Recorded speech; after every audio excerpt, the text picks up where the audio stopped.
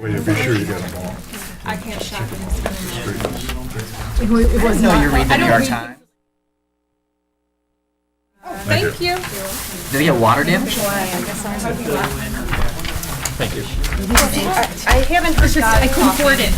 Like I've been talking, you said 8 minutes, like Where'd this 8 come minutes from? ago. It's 7. Where'd this I come think it from? was Time Magazine. Kim, is this from you? No, Michelle was just Michelle? passing it out. Great. Lone Ranger. We're on? Yeah. Thank you. I just met with, Good evening and welcome to the school committee meeting tonight, Monday, March 9th. This meeting is being recorded for LCTV and can also be found online live streaming. So if we can begin with the Pledge of Allegiance. I pledge allegiance to the flag of the United States of America and to the republic for which it stands, one nation, under God, indivisible, with liberty and justice for all. The Long Meadow School Committee maintains educational policies that foster continuous improvement by challenging and supporting all children in a safe and caring learning environment, enabling them to reach their highest potential and to become productive citizens. Through effective communication and positive relationships, the Long Meadow School Committee will make informed decisions in the best interest of the students, the schools, and the Long Meadow community. And tonight, we're going to begin with our school presentation, which is from Glenbrook and our 8th grade students and Miss Bridget Dulay. So, Bridget, I'll let you take over. And Philippa Siegel, we kind of team up together for this course. So, to start, to kind of give you, I'm going to hand off to the kids in a minute, but I wanted to give you a little history of how this class came to be at Glenbrook. We have been, over a course of I don't know how many years, collaborating with the high school peer leadership program. They've come down in the middle school. They've done a lot of different programming and mentoring at the middle school, both here at Glenbrook, but also at Williams. And we kind of got the idea, we both went through Long Meadow Public Schools, of how great it is to start something like this at the middle school level. There's a need for that skill to start to be built at an age where I think they're just starting to kind of figure their way. And so we decided to team up and come up with a curriculum for peer leadership to start at the middle school, which really kind of mirrored the idea of the high school, which was to give these kids the confidence to build in them some self-awareness at this age, to kind of grow by taking on challenges in the community that would push them to kind of really take on projects that I think they weren't sure they could do. So we both have been teaching this class for the second trimester, so it's every day, which is nice for us to have them. And they'll talk a little bit about the different projects, but really for them, this last couple weeks, they've kind of taken ownership over what they want to do. They came up with proposals for Mrs. Allen and Mrs. Nelson to listen to different ideas that they want to do. And one of the big things that they focused in on was a 6th grade mentoring program. So they'll talk a little bit about that. So I will hand it over to them. I just want to make sure that PowerPoint is up and running. Are we? Joseph, you gotta. is it Do I have to hit anything? You want to help me, Joe? 8:15, Tommy? 8:15 is on your screen. Yeah, I put that on. I'm not sure if it's It's, the tech's been a little slow this week. okay.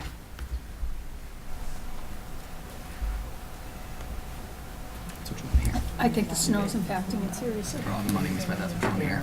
It's been fantastic, but this week's it's a little off.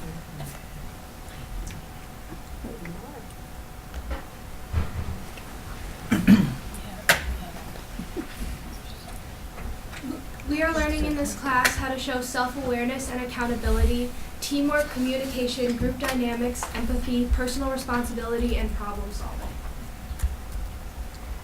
So when Ms. Dulay mentioned 6th grade mentoring, we visited the 6th grade classrooms and led them through different small group activities.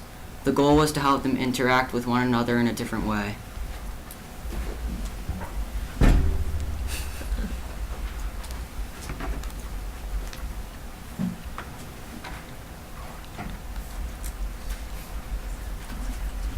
So actually this week we've done Mix It Up Week, and our goal is to have the 6th graders interact with different peers at lunch and engage in activity that helps them get to know one another. So it's a 3-day event, Monday, Wednesday, and Friday, and students are given a color as they enter lunch, and they must sit at that color table. They will sit at the same color table all week. They are divided into 9 different lunch groups with 2 peer leaders leading the activities. So the leaders will lead them through an activity at the table, a different activity each day. So the first day we played, which was today, we played the name game. So we went around and said our names and like something that started with like a word that started with the first letter of your name. And then we also played a game called Ghost. And so like you try to spell out a word, and if someone like spelled out the word, they get a letter G, and you spell out Ghost. But you don't want a letter, so yeah. The second day we played Hit or Miss, which was the peer leaders would pick a category, and then each kid would write down like different items in that category, and then you go around and read all the items you had, and then you cross off the ones that other people read, and the person with the most that weren't crossed off wins. We also played 2 truths and a lie, which is you say 3 things about yourself, 2 are true and 1 is a lie, and everyone tries to guess which is the lie. And then the third day we did a bank robbery, which we did this in our class and we really liked it, so we thought that they would enjoy it too. So we basically like gave them clues about the bank robbery and they tried to figure out who did it.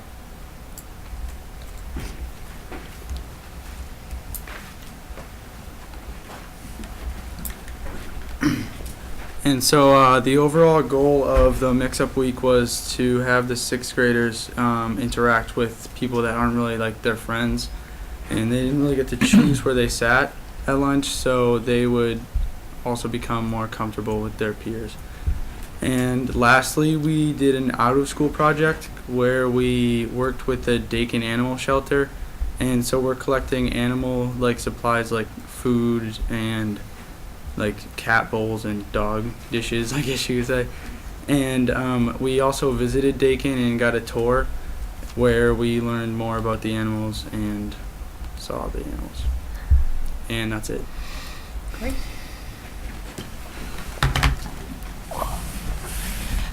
Well, I'm extremely impressed with Mix It Up Lunch. I used to be a middle school principal, so that's always near and dear to my heart. But I think when we talk about cliques and how you break cliques, the fact that peer leaders are willing to take that on is absolutely huge. The only way that you get students speaking to one another is that they get to know each other. And I think the mix of games that you're doing, but just having them sit at different tables is absolutely fantastic and great leadership. So thanks to our advisors, because I know a lot of hard work goes into this to making it happen, but students, we're very proud of you and your leadership as well. Well done.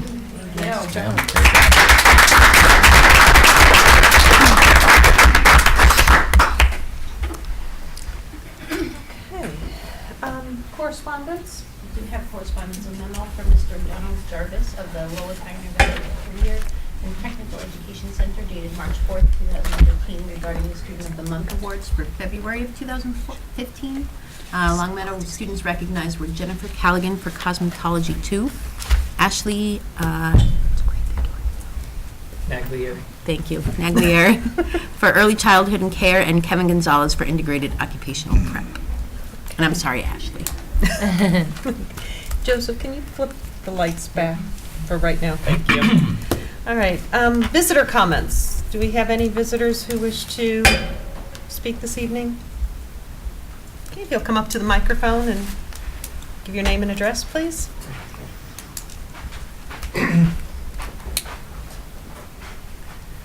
Hi. My name's Rich Levitan. I'm at 38 Robin Road in Longmeadow. I didn't really come with prepared remarks or anything, so you have to forgive me.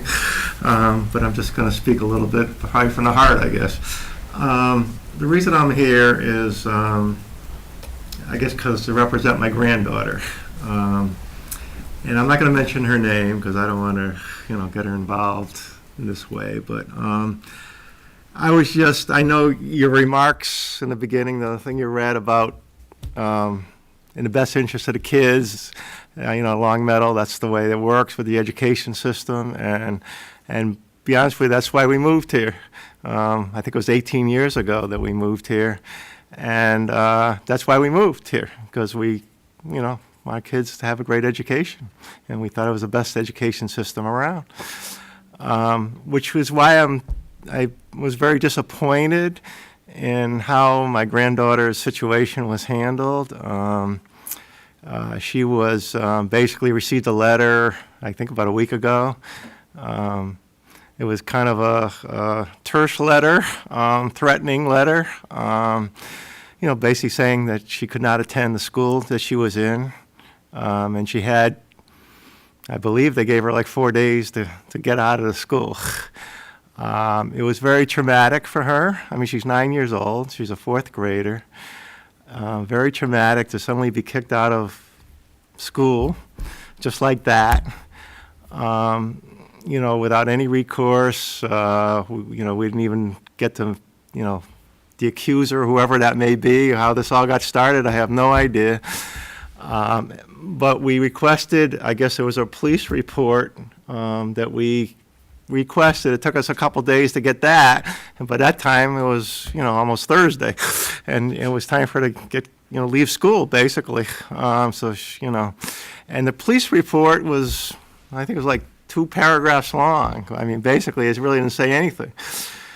All it said was that, basically that they drove by our house, I think, for 5 days, and they didn't see our daughter's car there, so they assumed that she didn't live there. And that was it. That's the only thing. They didn't talk to us. They didn't talk to our neighbors. They didn't talk to the people that I walk to school with my daughter with when the weather's nice almost every day. They didn't talk to anybody. All they did was drive by the house for 5 days. I mean, my daughter could have been, working. She could have been out of town. She could have been, who knows? I mean, there's a lot of reasons.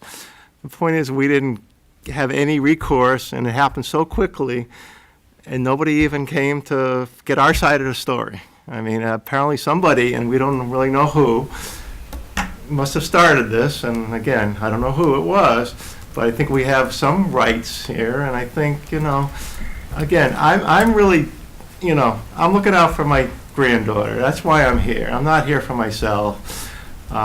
It's been a difficult week. I'll be honest with you. It's been a very difficult week for us with our granddaughter. She's gone through a lot.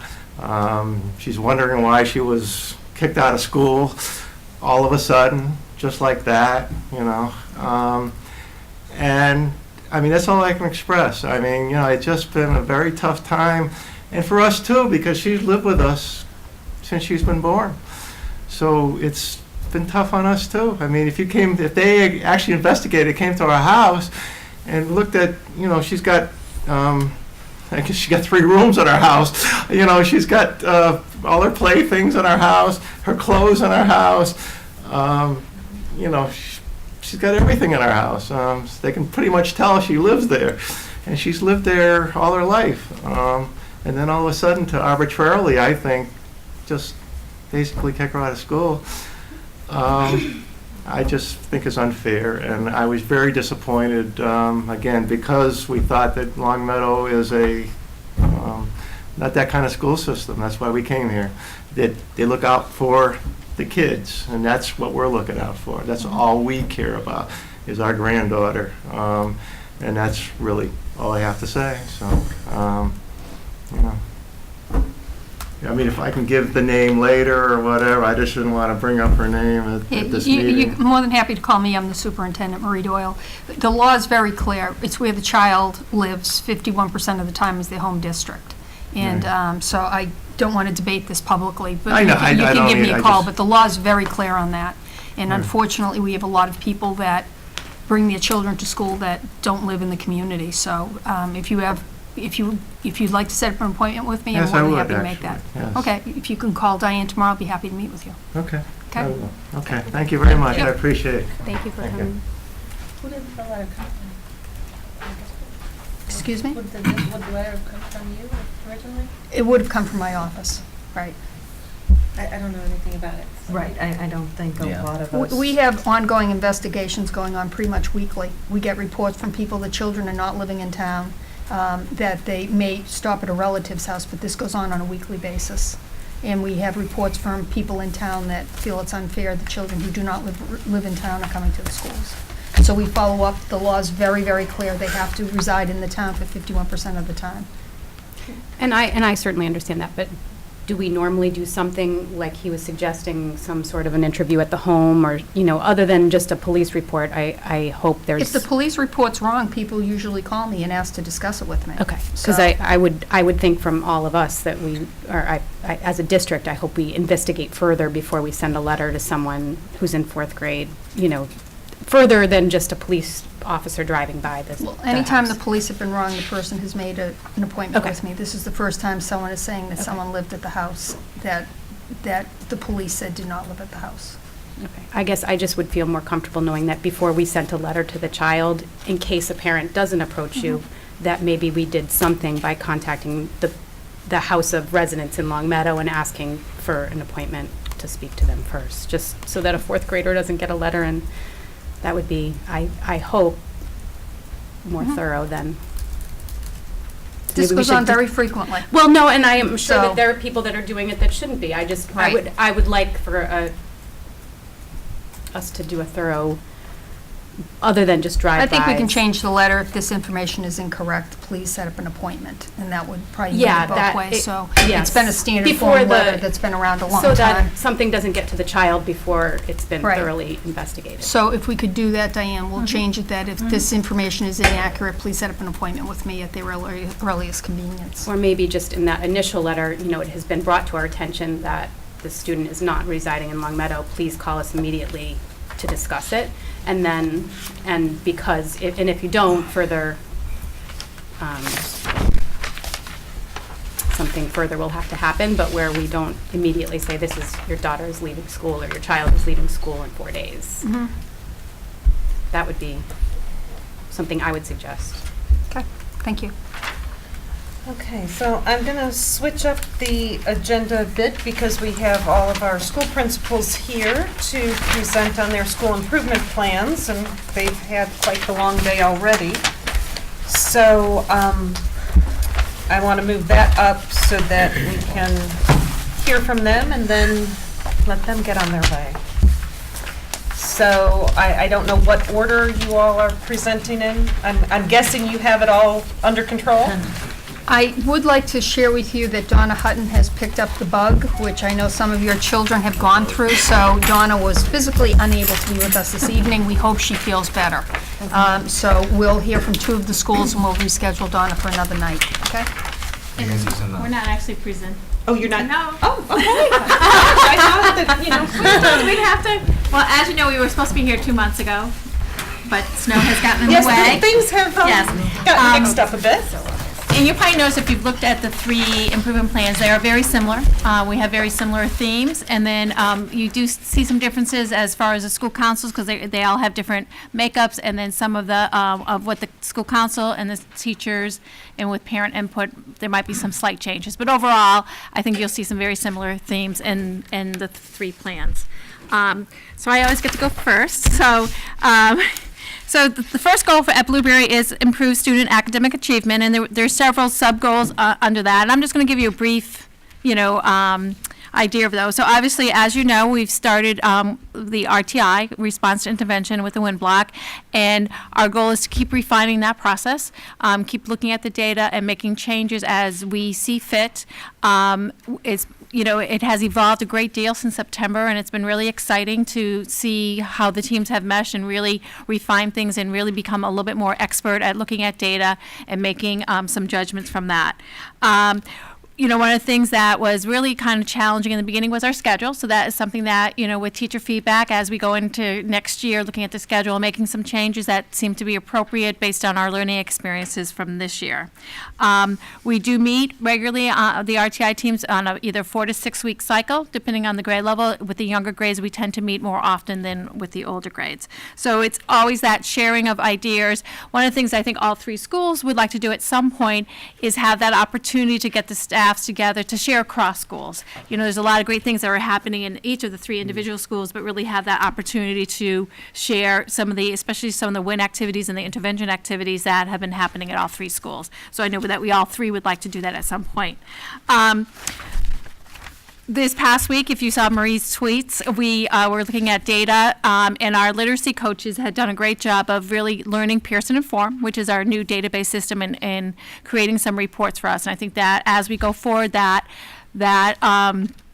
program will be very helpful. We can actually have the student plans on there. So that is in the beginning stages, and our literacy coaches, I know, will be very instrumental and helpful as we move forward and having the teachers look at data. But it was really exciting to see some of the data that's there and to be able to make some comparisons and so forth. As you know, literacy has been a huge initiative in the elementary, so we are still in the process of refining those and continuing to strengthen the great work that the teachers are doing both in the Readers Workshop and Writers Workshop. And then we come to math. It's a very exciting time.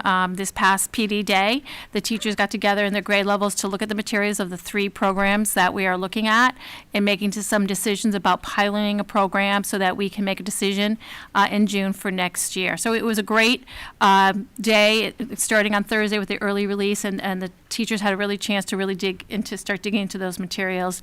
And some started using them right away as soon as they got them, but planning out the units that they want to pilot so we can make a decision. So some of those will continue into the next year. Yeah, Katie?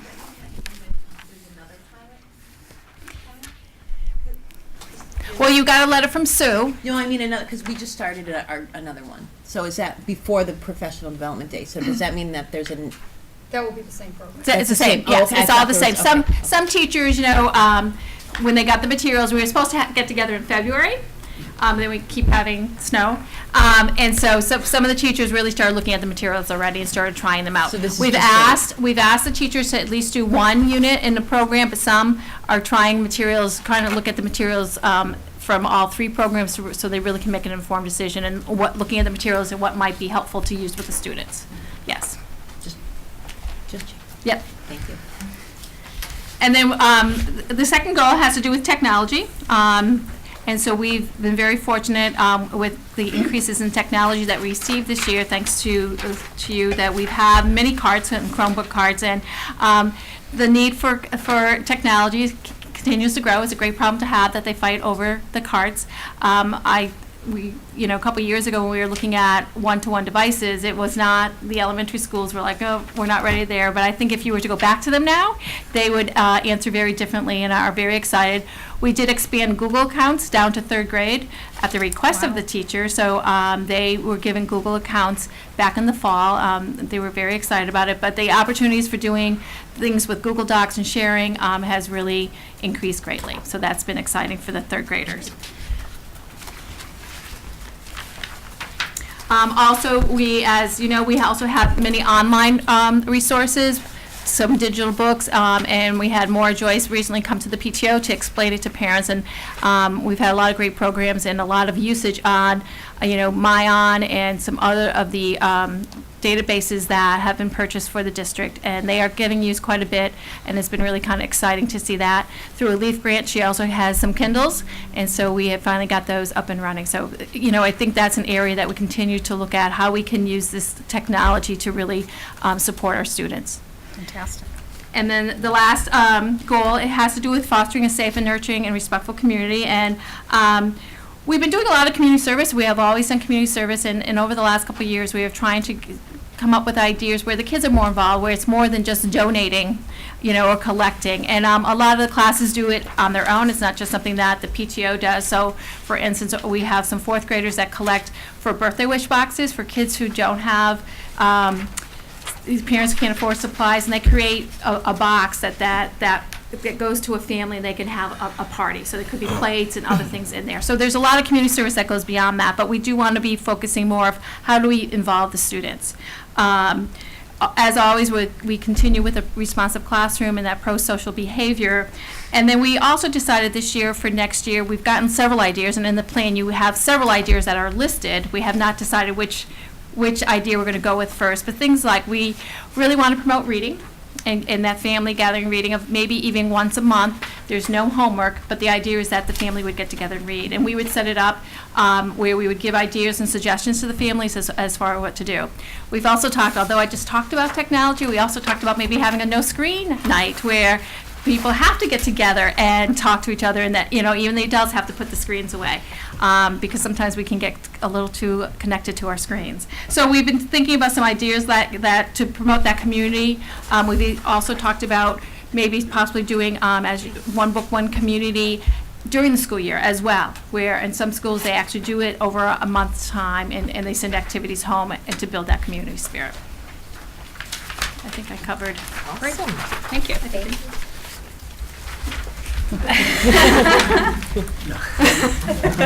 Good try. So I'd like to start just by recognizing the school council members, Stephanie Foster, Shelley Len, Kathy Marino, all parents, Kelly Trombley, Jamie Fonseca, teachers, and Sydney Hirsch, the community rep, and the teachers, staff, for their incredible work throughout this whole process of drafting the school improvement plan. It's truly a reflection of the community. I'm trying not to be too redundant, and I'm speaking on behalf of the school council when I say this. We are constantly looking at the data and looking or using it as a tool to guide our instruction. Many of the sub-goals that you'll see in the plan are geared towards best teaching practices.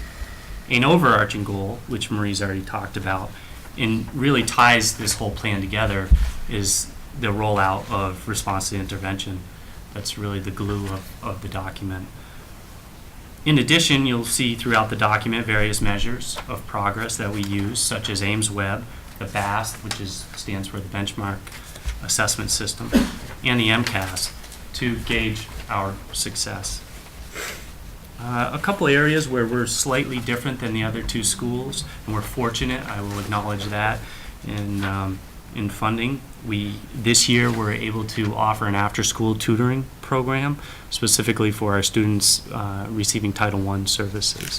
So that was an exciting opportunity that was developed and has been run in-house. So feedback from parents is that it's been well received. The other piece this year that we launched was the Social Emotional Learning Committee. The advantage of having a full-time adjustment counselor allows us a little more flexibility in the schedule and to really look at things globally.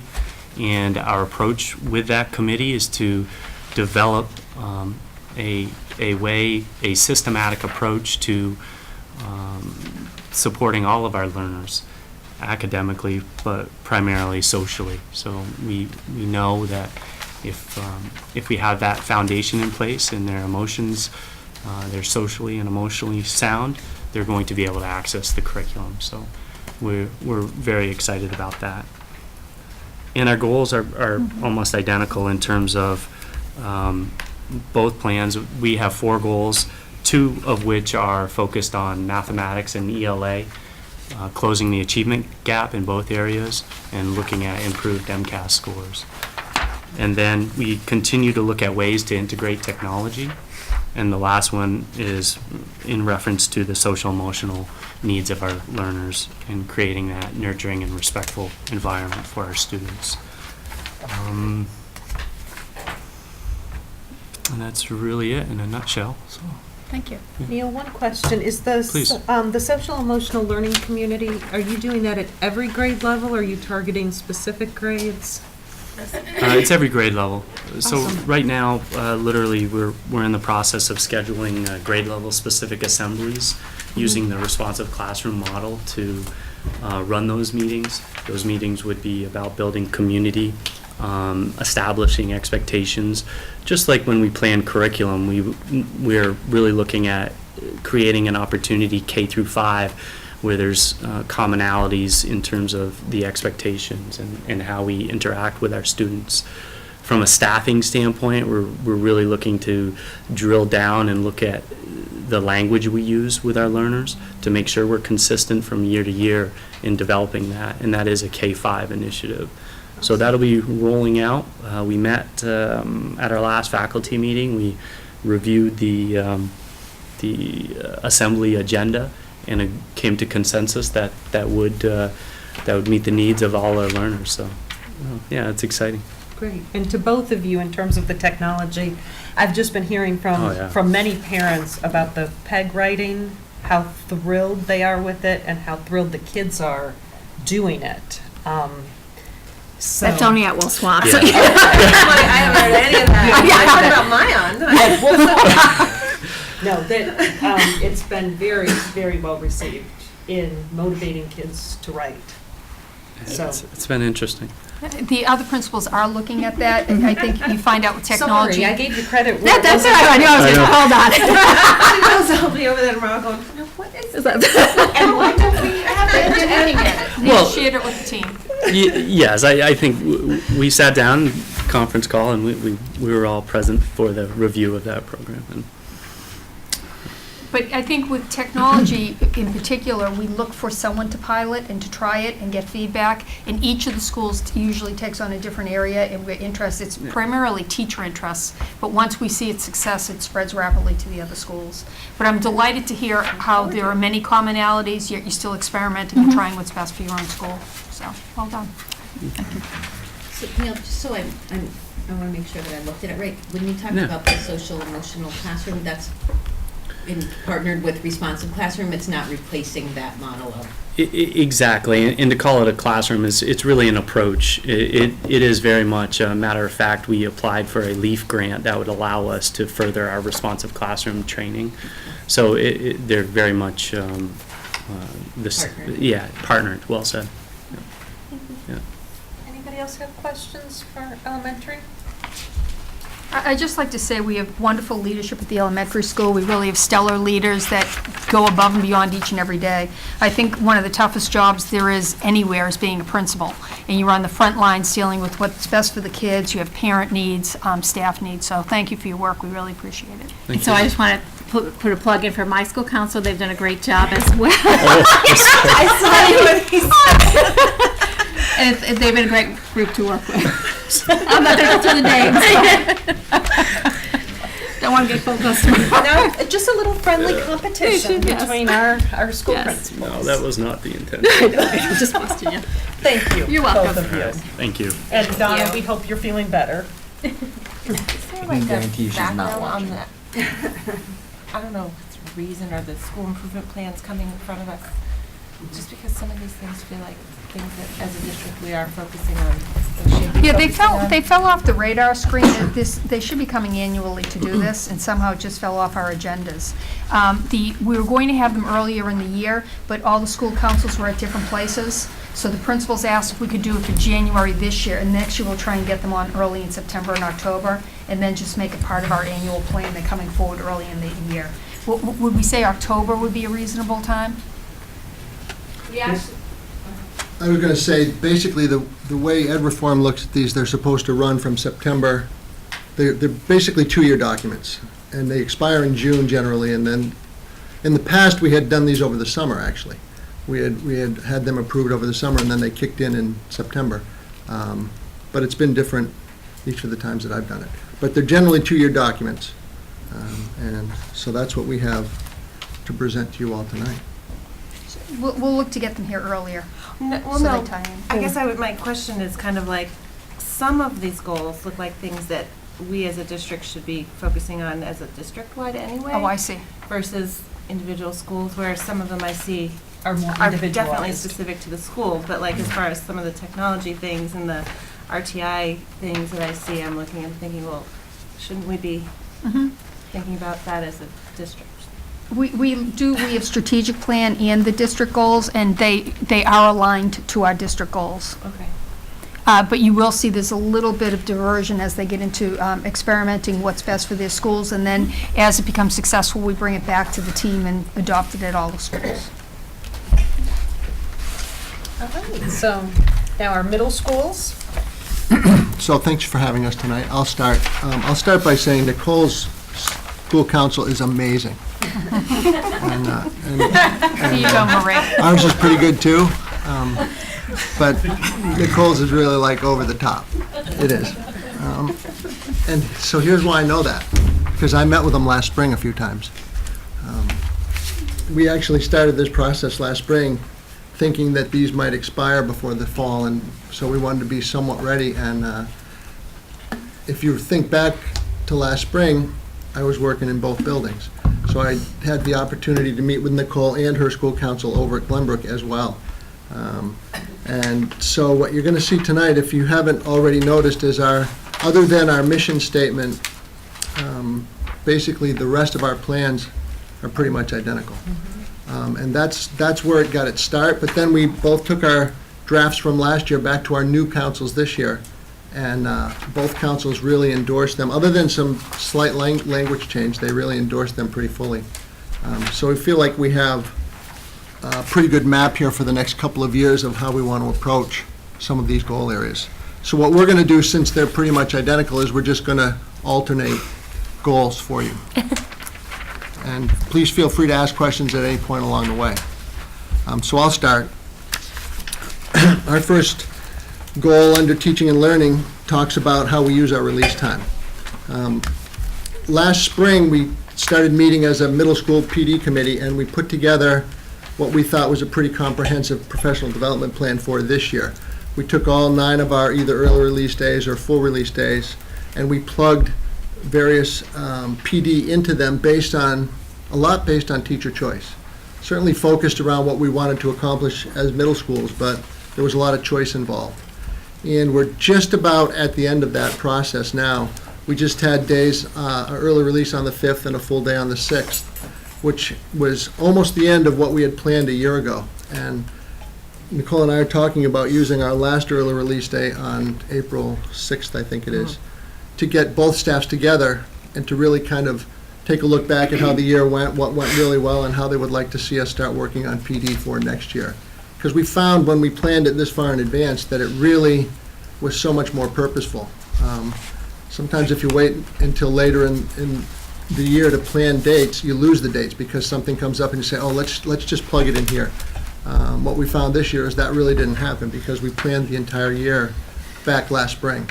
We actually had teachers go online last June to select their PD for this year before they even left for the school for the summer last year. So it was a great start. We can definitely clean it up a little bit more, but we feel like we had a really good professional growth year at the middle level. We'll get feedback from teachers and we'll look to put something in place again for the fall of 15 and the spring of 16.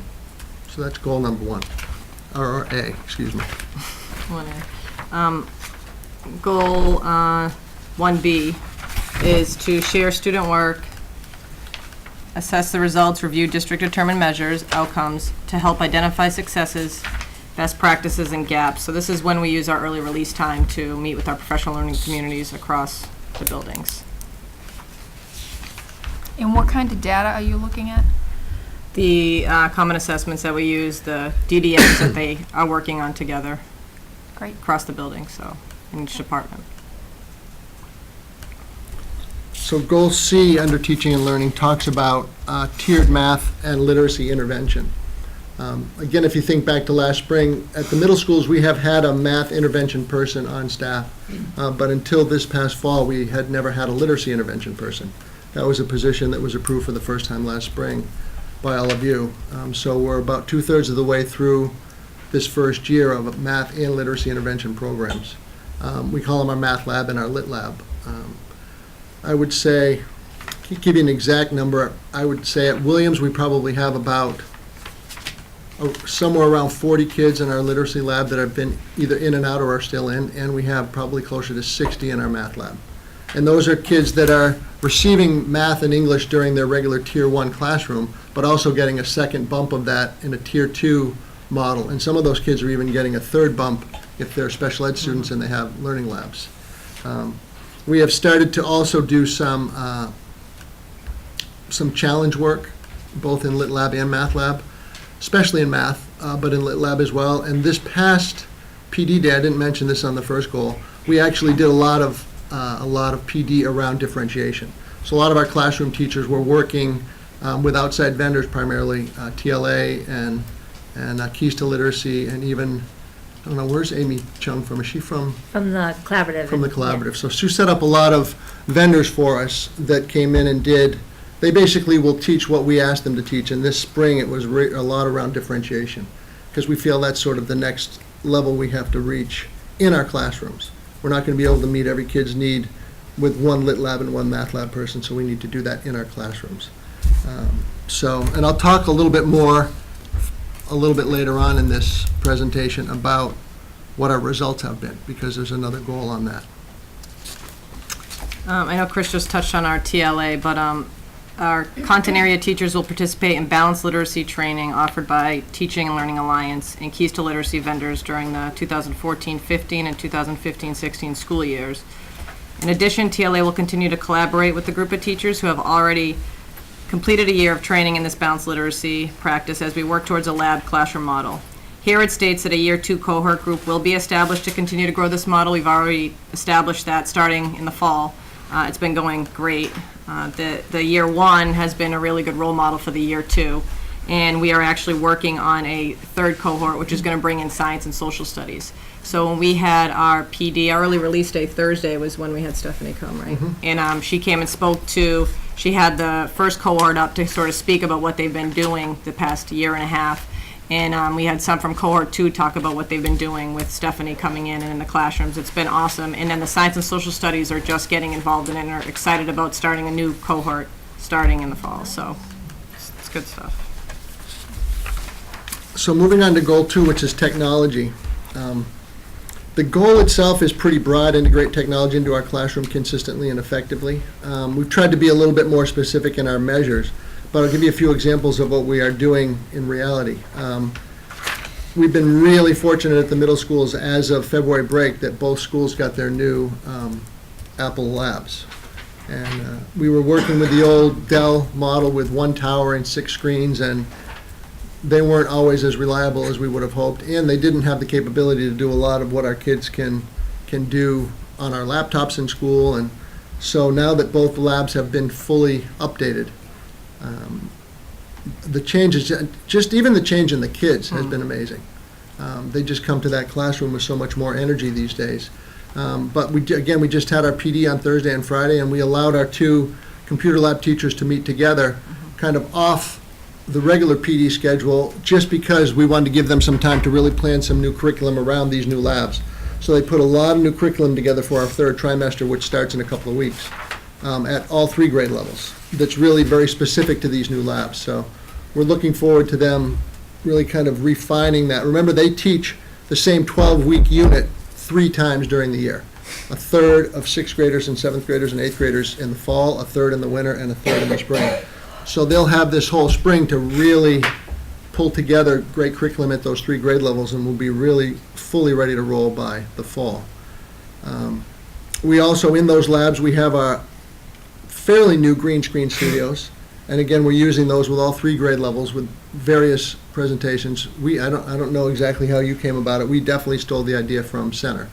We went over and visited their school maybe a year and a half ago, and the stuff they were doing there was so cool.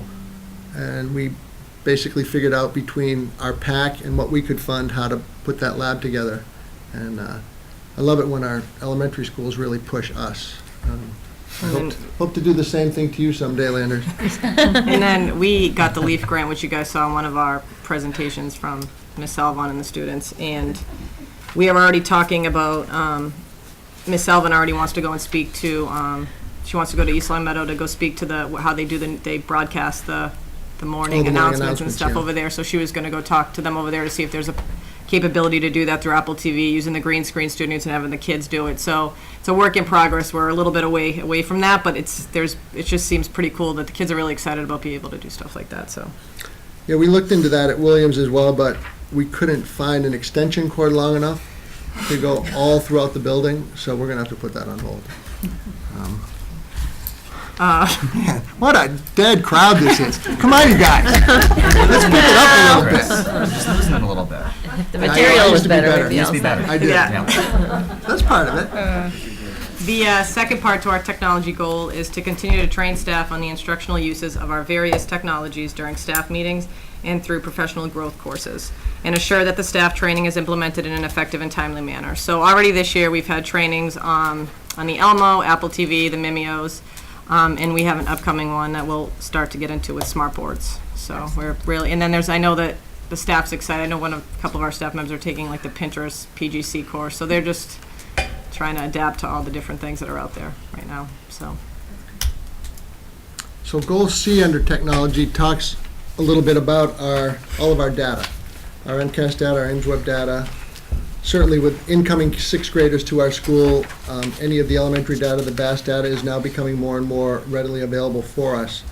And the date that we gave on our goal for each of the next 2 years is September 15.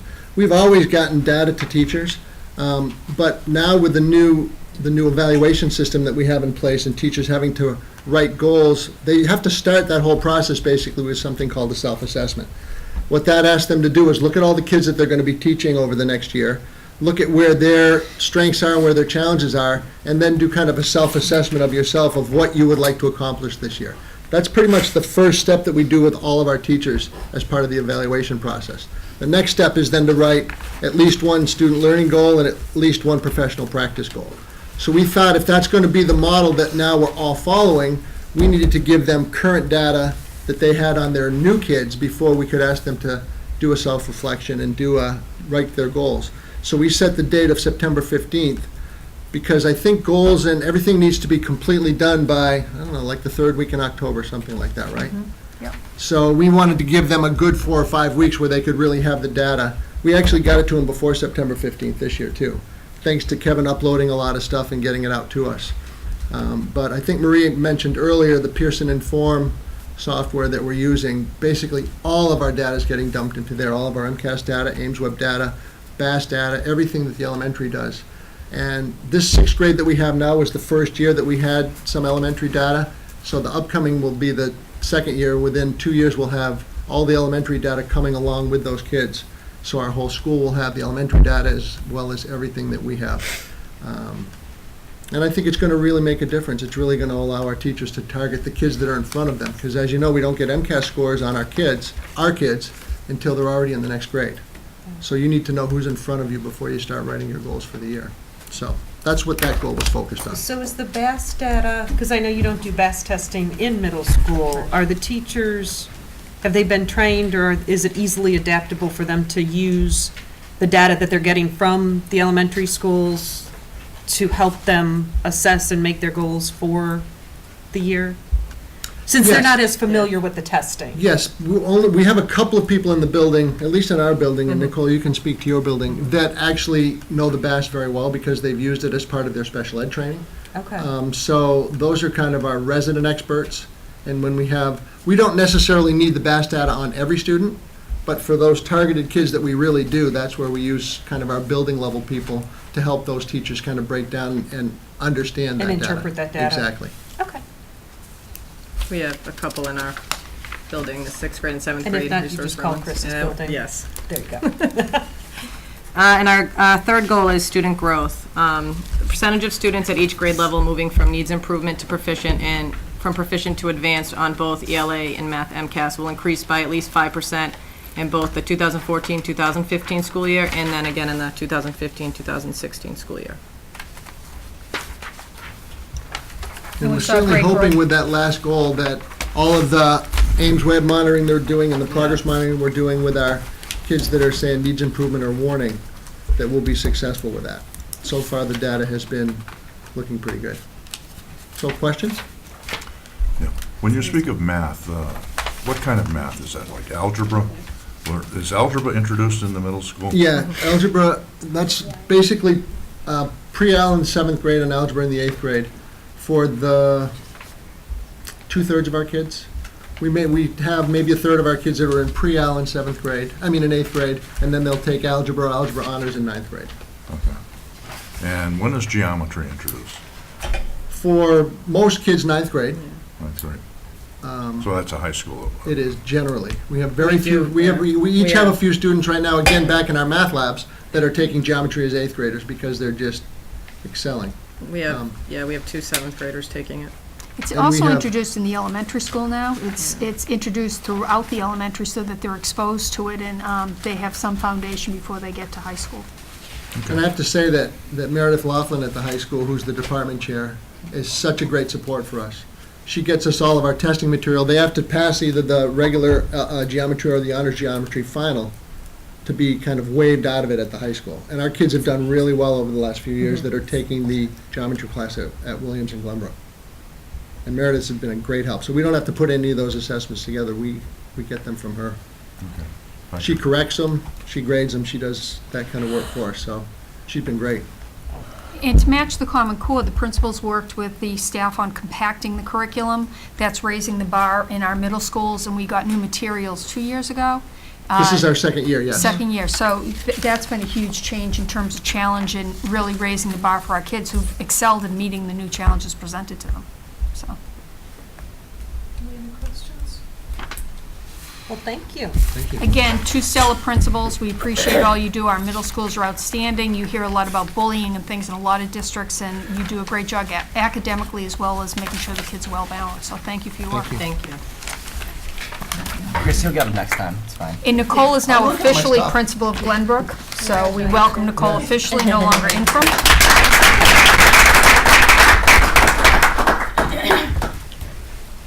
Mr. Landers? Mr. Landers, do you want yours up or not? Nope, I'm all set. Good evening, I'm Tom Landers, principal of the high school, and I also want to acknowledge the role of the...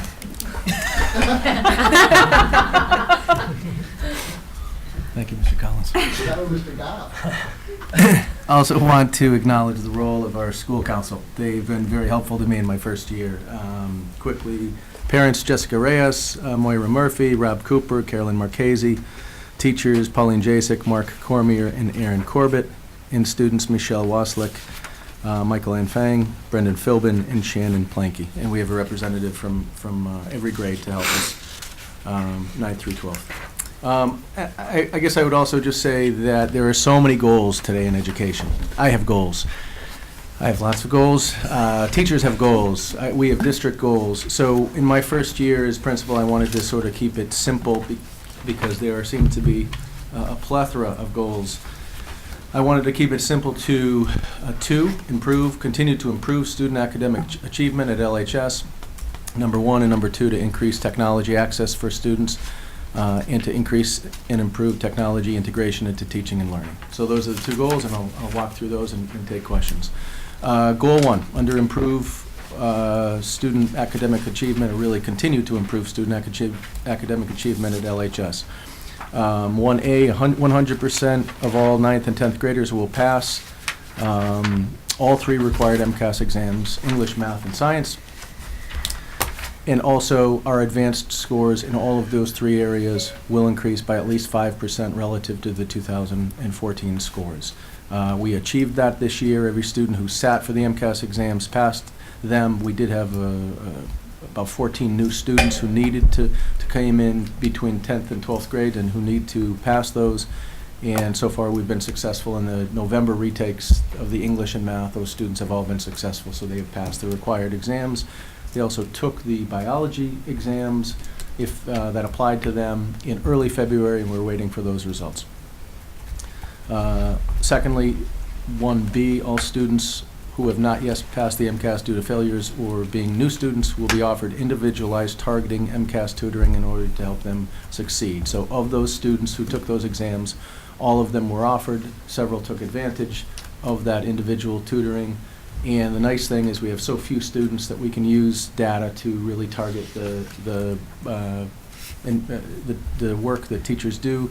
Meredith Laughlin in the math department, Mark Cormier in the English department were our tutors, Carolyn Stars in the biology out of the science department, and you're really looking at a 1-to-1 or a 1-to-2 or 1-to-3 ratio on the days. They stay a few days a week to make it convenient for students and families. Curriculum review cycles will formally identify areas of applicable curricula that need updating and revamping. The schedule this year is for social studies. We're engaging in social studies. They're working with Sue Bertrand, and we're also looking forward a year ahead and kind of expediting math because of the issues of PARCC and crunching of the curriculum. So that's going on. Something that we're excited about, that we've been improving for the last few years, and we think it's really where it needs to be, is to improve and enhance the NHS student tutoring program. Our teachers are here after school, before school, and certainly available to students, but it's really helpful. Data shows that have peers help their fellow peers. And I guess the difference this year is through the help of Marco Almeida and Scott Little and the advisors, we've been able to double the amount of available blocks of student tutors. So although we don't have available every single block, every single subject, we have more than we ever have. And we use a few different areas. We're using the library. We've learned from successes and failures in past years where students will access that tutoring. We developed a room last year that we were excited about. We thought that many students would go to it, and it ended up having a stigma attached to it. So we learned from that. We move forward and make it better. So we have, you can go into various offices, spaces in the library, but if you want to sort of blend in more, you can also go into the cafeteria during our ice blocks. And students are working collaboratively there as well. So if there's a hesitation of a student to be seen being tutored, they can blend in, and it's working really well. And lastly, under that goal is to improve the formal transition from 8th grade to 9th grade. I spoke about that a little bit the last time I saw you, but that we just went through that in the last 2 weeks, not only enhancing our 8th grade parent night and making some adjustments to our 8th grade orientation that happens in August, but also we had a step-up day. And although we'll probably rename that because it wasn't necessarily what the students thought the step-up day was when they went from the elementary to the middle, we've gotten a lot of good feedback, and we're going to tweak it and improve it and enhance it for next year.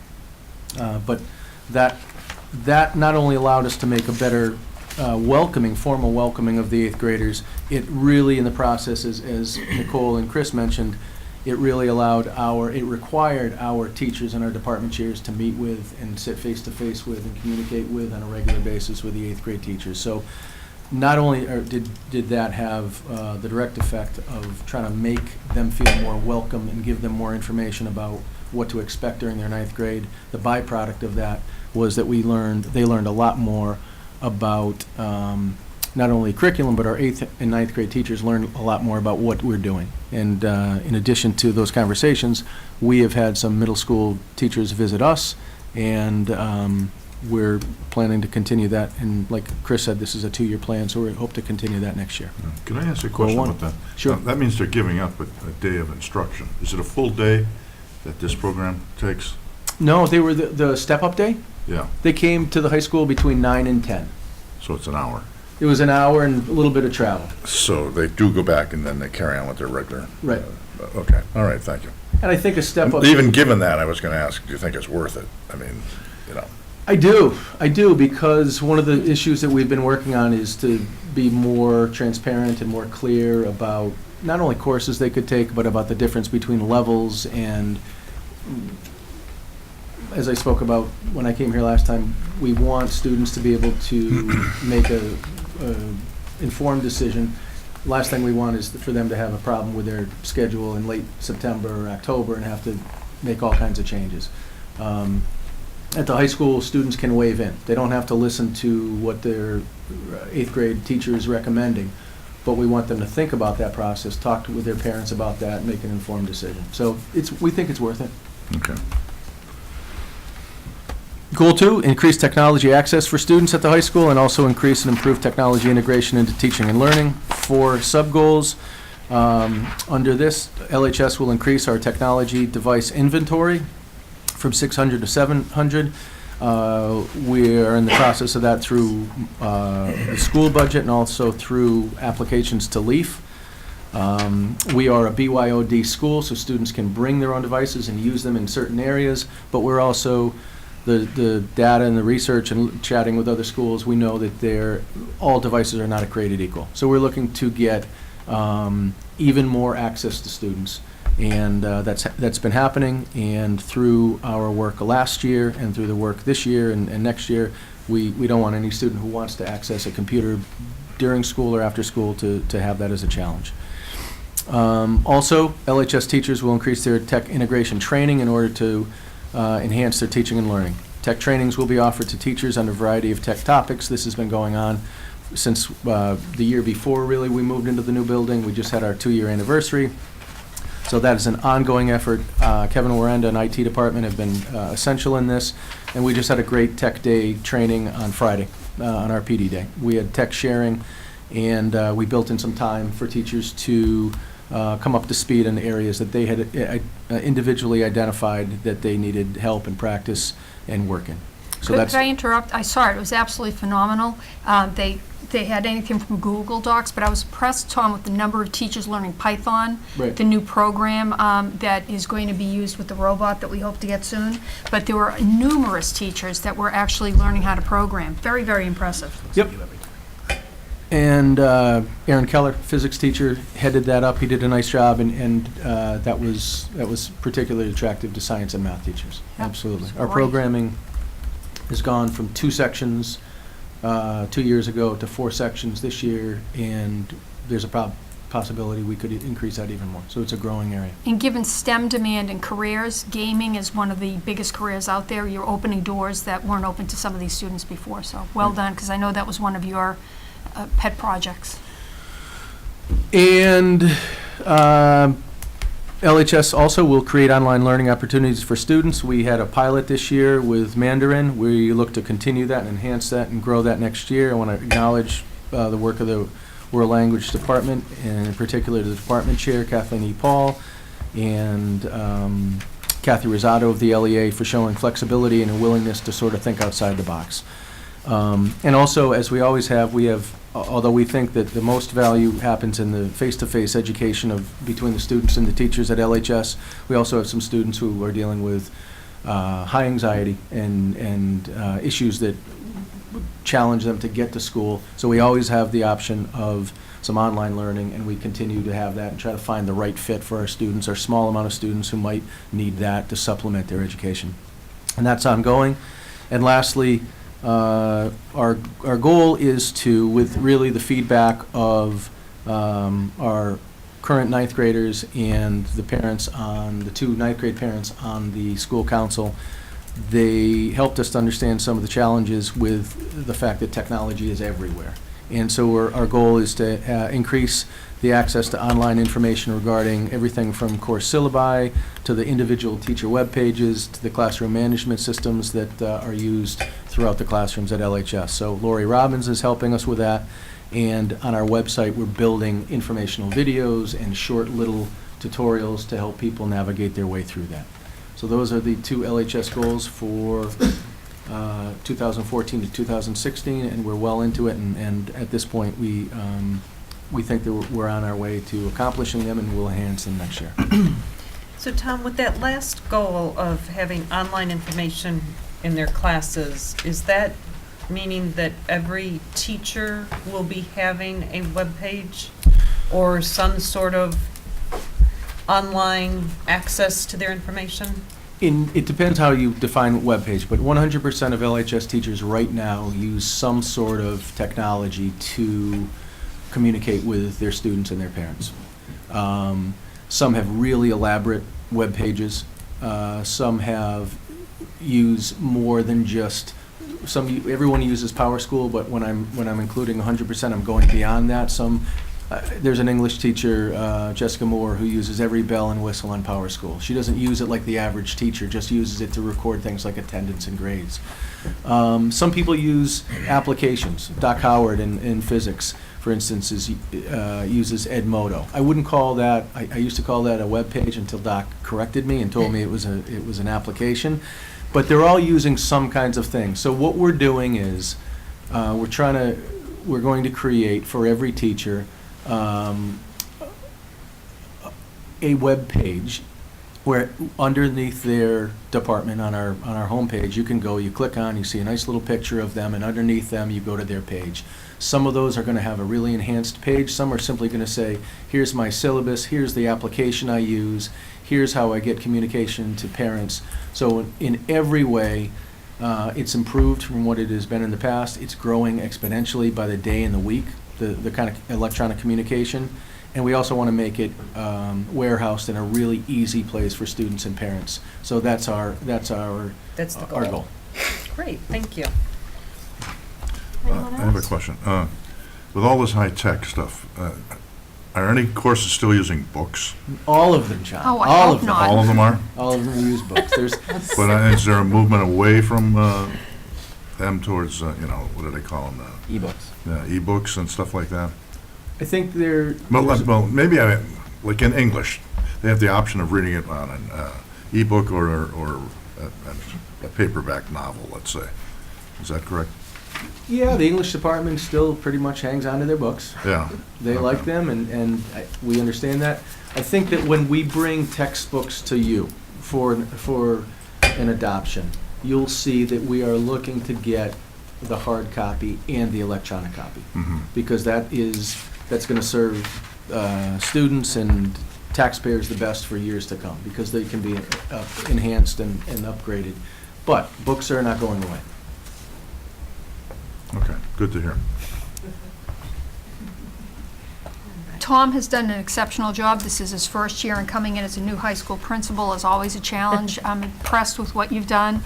I think Tom's got the right stuff, if we can use that analogy, in terms of patience and knowing he has to respect people and work closely with them. So I appreciate all the hard work you've done. We've got a great high school. It's a great and faculty. you're keeping it that way.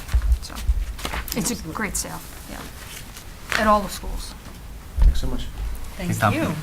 Thanks to all of our principals for a great report.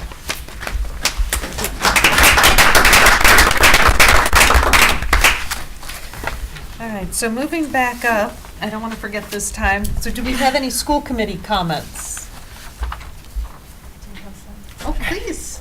Let's see, aren't you impressed that I didn't forget this time? I am. Let's see. I had some questions on the math curriculum that we're looking at. I guess I have a question.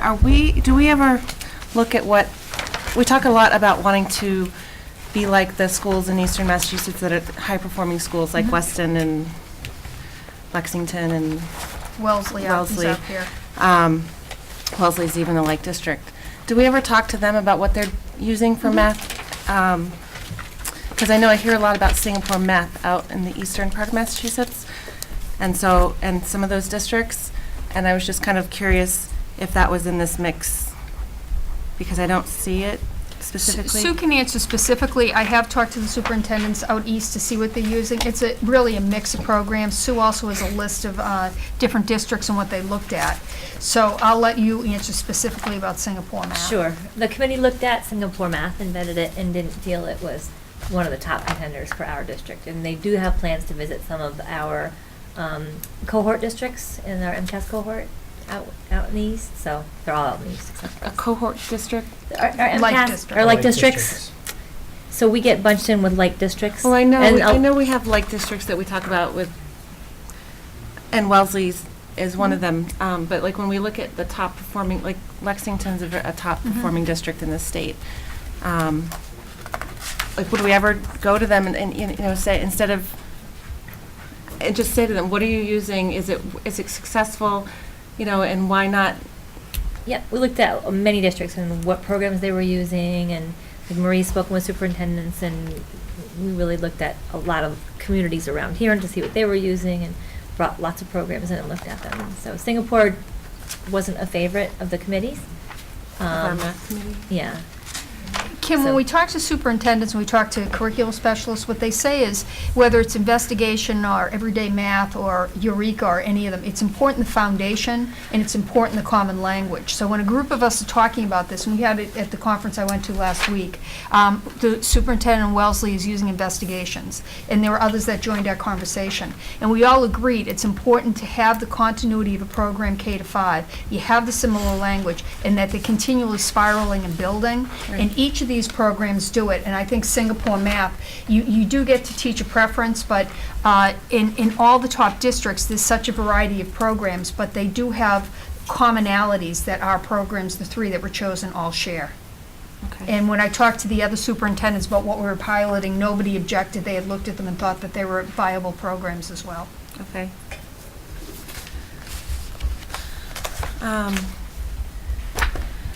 And then I was just wondering if we had, I know we just had a professional development day. Did we have some things for the PE teachers and the counselors as well? We did. that We did. were I- enough to keep them?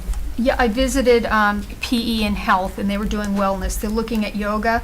We talked about mindfulness, and we talked about the importance of getting that started in the PE and health curriculum because they have a little bit more flexibility than the elementary teachers.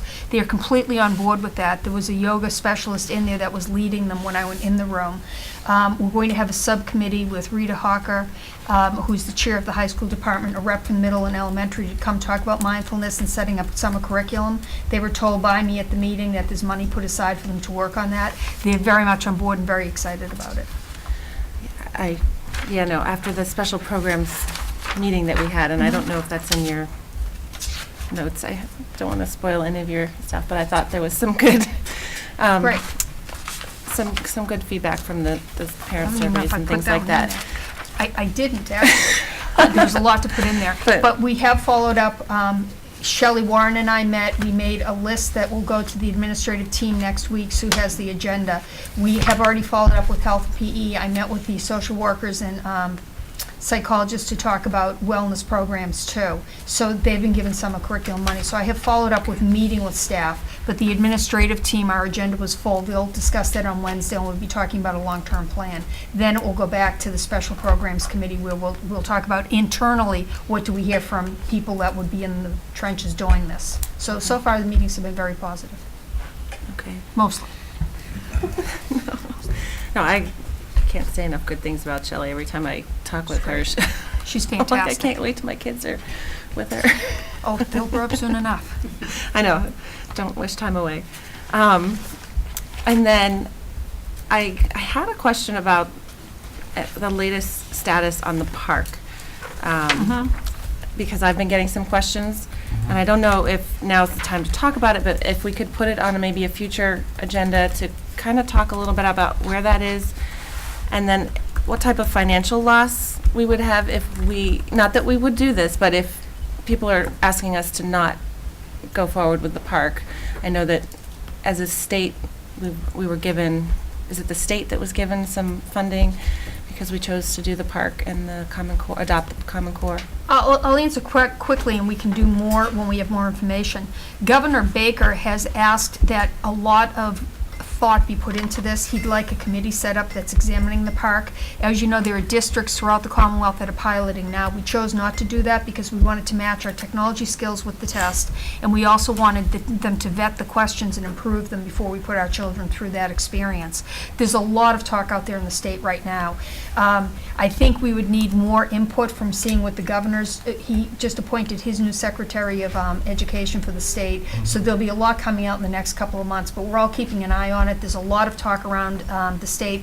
I think some districts are focused on how the technology is working. I'm more focused on the quality of questions. I don't think we struggled with the technology as much as some other districts did, but I am concerned with the quality of questions, and I hope that the assessment company is looking at that. But I'll have more information. It'll probably take another 2 months for them to get that committee going and get us some good feedback. Okay. There seems to be a lot of little chatter about it, so I thought I'd. Well, I can put out a Yeah, note. Just, I mean, you don't, I In mean, the I next don't. newsletter, I'm happy to Maybe address in your that. newsletter, that would be a Okay. good something, not like a mass email, but just something in your newsletter would Sure. probably be good. I think you hear it from everybody across the state, honestly, just, about park and about Common Core in general. Well, there's a lot of Especially with and several districts, choosing park and several districts choosing MCAS. It's, Well, I'm starting to read about districts that are starting to do the testing for it and. Springfield. Yeah. Well, I think that just looking at the number of districts that opted out was a surprise. There were a significant number that opted not to give the park, so that's a red flag right there, that there were that many districts concerned about it, so. Just on that, I'm a little concerned with the controversy and us aligning everything and potentially a new math program to the Common Core and the park. Are we taking that into account? We're about to invest some money, the teachers and the staff and, the kids are spending a lot of time on what might happen or what potentially might not happen. Are we thinking about that Yeah. before everybody's goal is everybody's curriculum is now going towards the Common Core, but Yeah, the Common Core I'm not concerned about, and they're distinct. The park is just the test. The Common Core is rigorous, and I think Massachusetts had a strong hand in developing that curriculum. I think it's on the mark for Longmeadow. It's raised the bar in terms of our, particularly middle school math. You look at that. The high school's a little bit different in that they have to readjust and put in a new course to address it, but it's not any more challenging than what we've been offering. I think you're hearing a lot about Common Core because nationally, a lot of states are so far behind Massachusetts that it's getting a lot of dialogue there. Within the state, we're hearing pockets, but not an overwhelming opposition to Common Core, but really concerns about Park. Right. I think the people that I've been hearing from are getting the two confused. I think people do. And They do, and it's very easy because they seem to be tied together in the media. Well, Whereas the Park is based on the Common Core, whereas Exactly. the MCAS. Right. Well, Their the MCAS language was is different, based their on- approach of testing is different, and so if we're gearing our curriculum towards the Common Core and the Park test that is, fits that mold. But MCAS, if I'm not mistaken, was based off of the Massachusetts framework, Right. which is what we had in place prior to adopting Common Core, which is what Common Core is based off of. So the testing mechanism for however the state chooses to go, it's not that we're aligning our textbooks or our curriculum to the test, we're aligning it to the framework of this should be taught at this grade level. And all of you are much younger than me. This happened with the MCAS too when it first came out, and the type of test, you had similar opposition to it, and then over time, adjustments were made, the test was improved, and it became a national model. But I think Parks had its bumps, and we need to fix it. But I do think that people confuse, when they hear about the Park, they start thinking it's the Common Core that we're objecting to. I like to distinguish the two because I think Massachusetts is certainly up to the standard set by Common Core. And if you really see how many Massachusetts leaders had a hand in developing that, they put off our revisions of our frameworks so that they could serve on the national team. They were asked to do that. So I think it's a rigorous curriculum that's good for our students. Any other school committee comments? I do. I do too.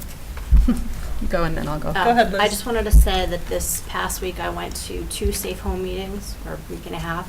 One was with a social worker named Cindy Solon, and she had a discussion with a couple, about 20 of us, about sexual assault and how we can help our young women in that department. It was really informative.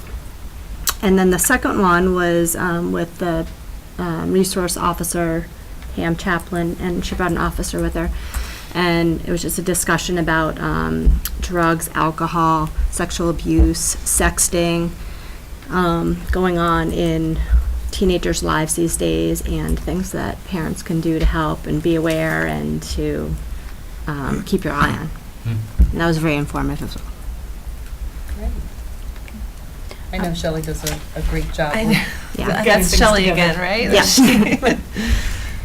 All right, Michelle, you have? Just quickly on the redistricting committee members, can we just talk about, I noticed Jen Cosgrove, who was the Blueberry Hill rep, is not, she's crossed out.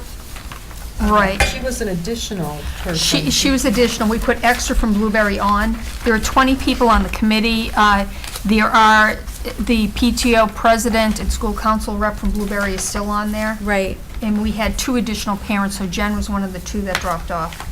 So we have the PTO presidents and then the School council rep. But I don't know that, weren't we going to try to get some parent who might be affected representative Yeah, on the now committee? that Jen's dropped off, we can look at that. The problem is we probably have at least 10 to 15, so what I'll do is I'll work on that and find a representative to replace her from the neighborhood that's impacted. Because that, one of those letters that we got, they are impacted, and he seemed very... I've had several. We received a lot of letters. Yeah, from and people requests. who want to be on the committee. Well, Yeah. can we make sure that there's at least one parent Sure. who's being affected? Yeah, we wanted 2, so there's one that accepted that from the impacted neighborhood, and then there'll be a second. And I want to say, I had parents come to see me today. No decision has been made. I think that some people are under the misnomer that because I made a recommendation that that's a done deed. It absolutely is not. This is such a critical decision. We want the input of the entire community. So that's why this committee of 20 is going to be gathering to put our best minds together. People on redistricting that have suggestions, please email the redistricting committee. Everything is going to be shared at our first meeting. We will be looking at every single possibility and examining all suggestions before we move forward with any recommendation. But no decisions have been made. Right, and I think part of that is, you know, when you put out the letter, it was, the committee needs a starting point to work from, rather than just coming together and trying to search for a place to start. And the enrollment committee, you know, that preceded this had done legwork on enrollment studies and facility usage and that, so that's where this all came out of. But again, there's not been, just because something was put out there does not mean that that is the final, this is what we're doing, and we're just having meetings to have meetings so it looks good. It's truly a working committee.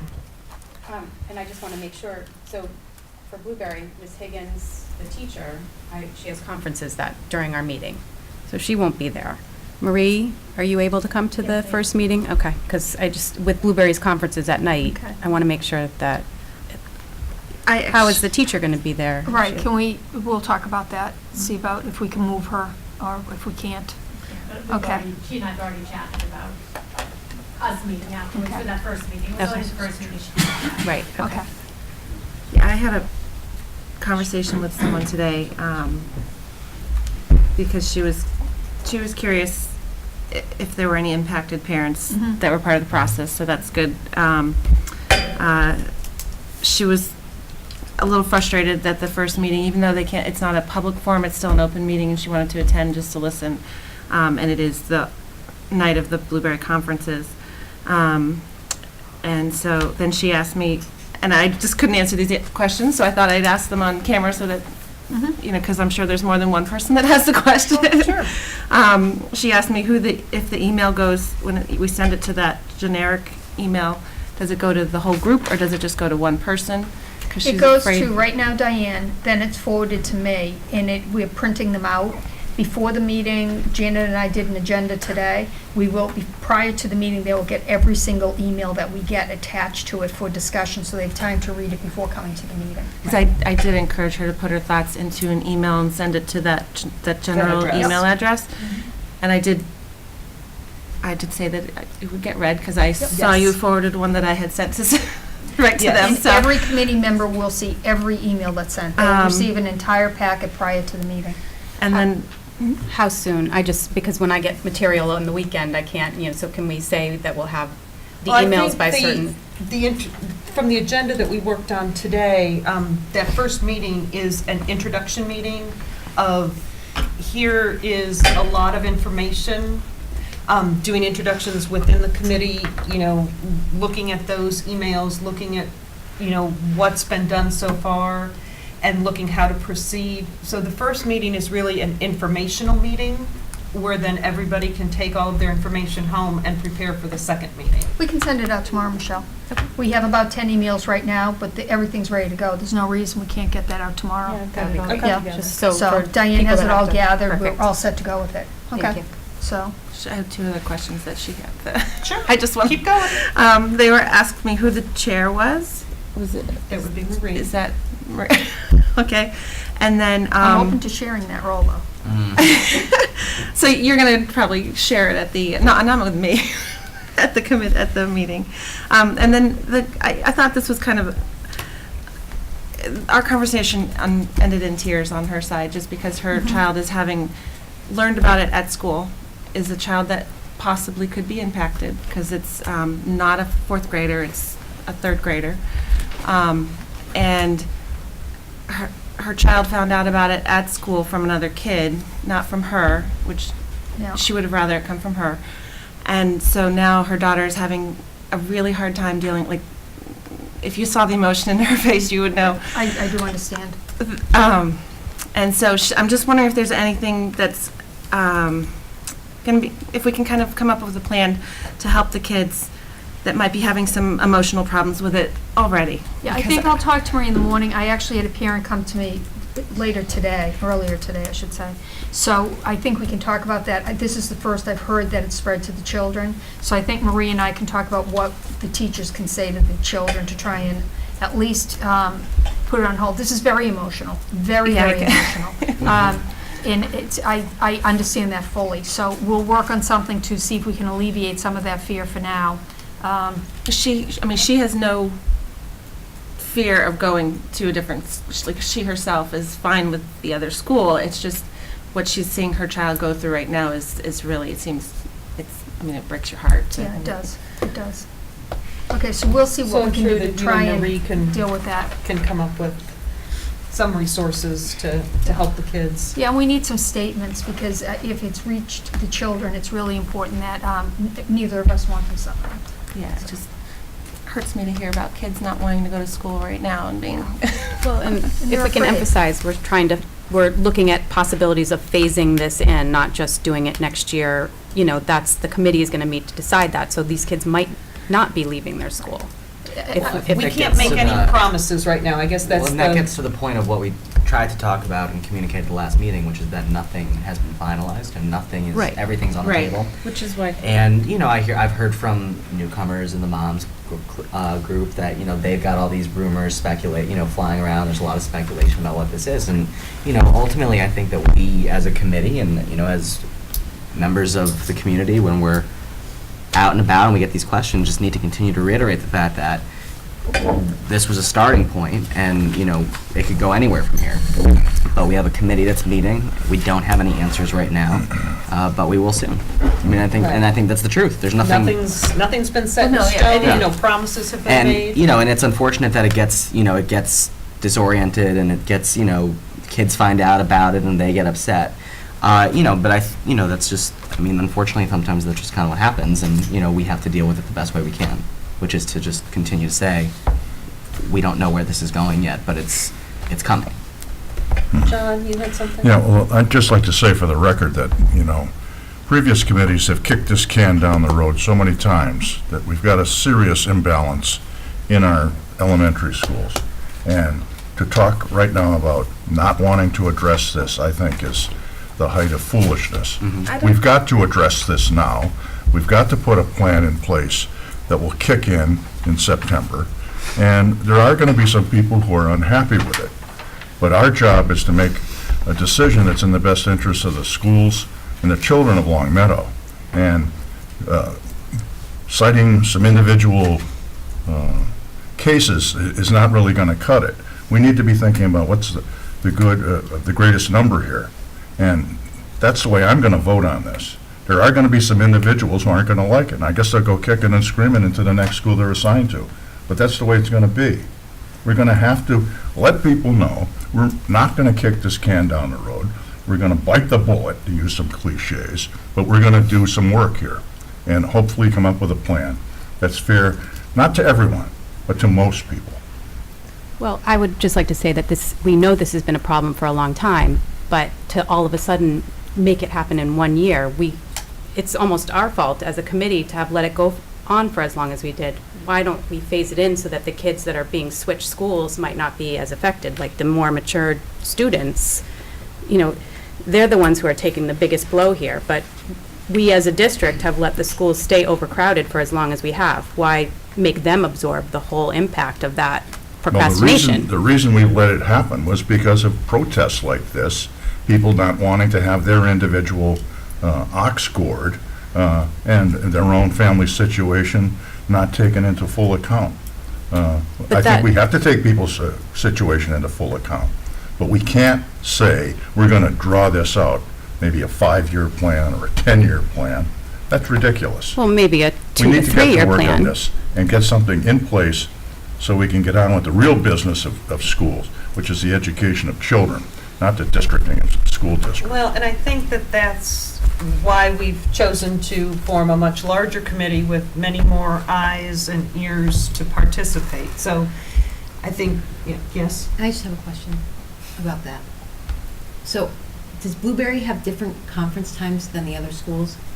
Monday at 7 o'clock. Is it, because I mean, our, Yeah, so, just because I'm looking at like the district calendar and trying to line it with, yeah, so the night conferences, each school votes on their own night conference. I know ours is Monday, Wednesday, I'm not sure when Center's is. yeah, it was just Wednesday too, so. Yeah, so it varies. Okay, I'm sorry, I was just looking at the calendar, trying to figure out what. Yeah, and we're really working on nailing down the district calendar, because it shouldn't have happened, but it happened. But the calendar is so packed with night meetings, it's hard to move anything at this point. Right. So, I think, at this point, we need to let the committee do their work, have it all vetted through the committee, and who will then be coming up with a proposal to bring to the school committee for a vote. And that will be after several meetings and an open parent forum. Again, if you have comments or concerns, the emails are being read, they are being distributed to the committee. Please feel free to continue to communicate. All righty, shall we move on to your report? sure. Redistricting is the first topic. So, 10 parents have responded to the redistricting letter. Our first meeting's next Monday. It's at March 16th in the BTC at 7 p.m. We encourage parents to send their thoughts to us via emails and mention all proposals, concerns, so that we're really vetting this thoroughly. And Maria, if I can just kind of interrupt for 1 second, if you don't mind. BTC is come in the Bliss Road entrance, and it's right past those doors. And behind we sent school. those directions to the committee members. Yep. For the public, though. And so can you explain There'll the be- difference between, I think this might be helpful, we post that we have these 3 meetings, but one of them, the last one is a public forum, so I don't. Second to last Or one. the second to last one is. Okay, so a public meeting is any meeting of a committee where it's meeting at whole and you have a quorum that has to be posted per law of saying this is your meeting, this is your agenda. Just like we post any of our subcommittee meetings. Right. Our meetings, the select board posts their meetings. However, and it technically is an open meeting. Anybody can come, they cannot participate. They can sit and listen, but there's no interchange or exchange of information, there's no open commentary time, there's nothing. It's sitting and being a silent observer. So that's the meeting on the 16th and the 31st. Yes, and there's Yes. one after the 14th. And there's as one well. after the forum. The public Right. forum is a meeting where the committee will give a presentation of what they have vetted thus far, and that is a time for parents to ask questions, bring comments. It's an interactive forum, That's April 14th. and that's the April 14th meeting. That's a very important date, April 14th. Yeah, I just want to make sure everyone's aware Of the difference, what the differences, meetings because are. I think parents could come on the 13th and want to have some back and forth communication Right, and not and there quite will not understand be. that that's, Right, on the March 16th and the March sorry. 16th and March Sorry. 31st. I'm sorry, March 16th. March 16th, March 31st. Those are working meetings for the committee themselves. And they to- can listen to them, but they can't participate. Right. The best way to have your voices heard is to make sure you're emailing us.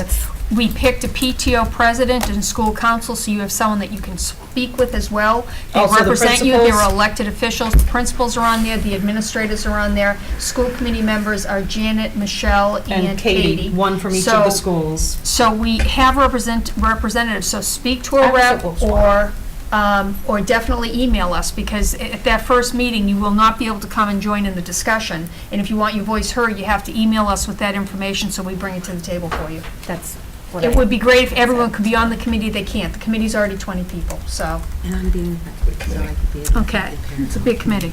So professional, Are you good? No, I was, Okay. Keep going. professional development days were last week. People often wonder what happens when students are dismissed early. We had a plethora of activities going on. We had everything from the tech that Tom described at the high school. We had elementary math meeting. We had wellness going on district-wide throughout all grade levels. So a lot of exciting things happened. I am extremely excited about teachers learning Python. I think that programming is something that we've really focused on the last couple of years. We've had STEM opportunities, but that really opens doors for a lot of our students. I'm also now on Twitter, so please follow me at Doyle News 413. Joseph is already following me, Michael and Kim, so our younger generation. I did go to a workshop on that when I was at AASA. I was the only person probably over 40 in the room. So Kim's been after me, and I'm dragging and screaming that I'm doing it. And I'm enjoying it, actually. It's so. fun that you can get addicted. I haven't missed a day yet since I took the workshop, so. Wow. So I also went to AASA, it's the national conference. I did manage to talk with some of the other superintendents in Massachusetts, particularly from Wellesley, since they're a like district. We did a lot of comparison on curriculum and programs, so that was great. It's always amazing when you go national because you realize what great shape Massachusetts is in. When you hear some of the stories about what's going on in other states, it's a little depressing because we are really ahead of the curve, I think. Park. We talked a little bit about that already. Governor Baker has asked for a committee, so there'll be lots of talk about that, and I'll continue to bring you information and send it to you as we're getting reports from various groups throughout the state.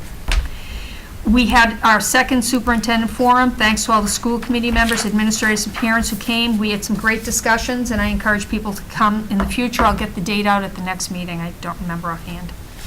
The middle school working committee met. They've been looking at how to move the SOIs along. A lot of work's been done. You're going to have a presentation later tonight. Once the SOI is approved, Katie's going to send out a press release that Katie drafted last week, so we're ready to roll to let the press know what's happening. We continue to do our walkthroughs, classroom visits. It's always a highlight of the job to go into the classrooms.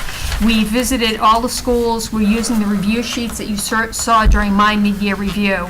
We look at student learning, assessment, technology, culture in the classroom, and more. The visits really are rewarding as they give us a sense of curriculum implementation as well as what students are learning. There's quite a bit on elementary math because that's a hot topic. Susan Bertrand and I met with the elementary math specialist and math coach to talk about the implementation of the pilot.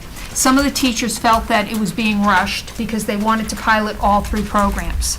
In all the districts I've been in, which include Newton and Carlisle and Belmont, the review is always done as one teacher piloting one unit, and that at the same grade level, you pilot all the units, but you focus on one.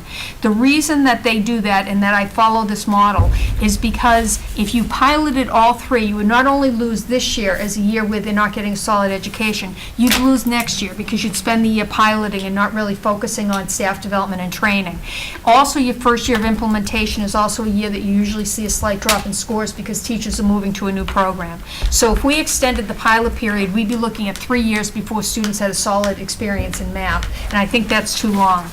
We went through all of their concerns, and what we did is we extended the pilot to June 15th, which means they have at least 75 days. We looked at MCAS scores, we looked at MCAS days, we looked at field days and everything to say, okay, how many days can we teach this?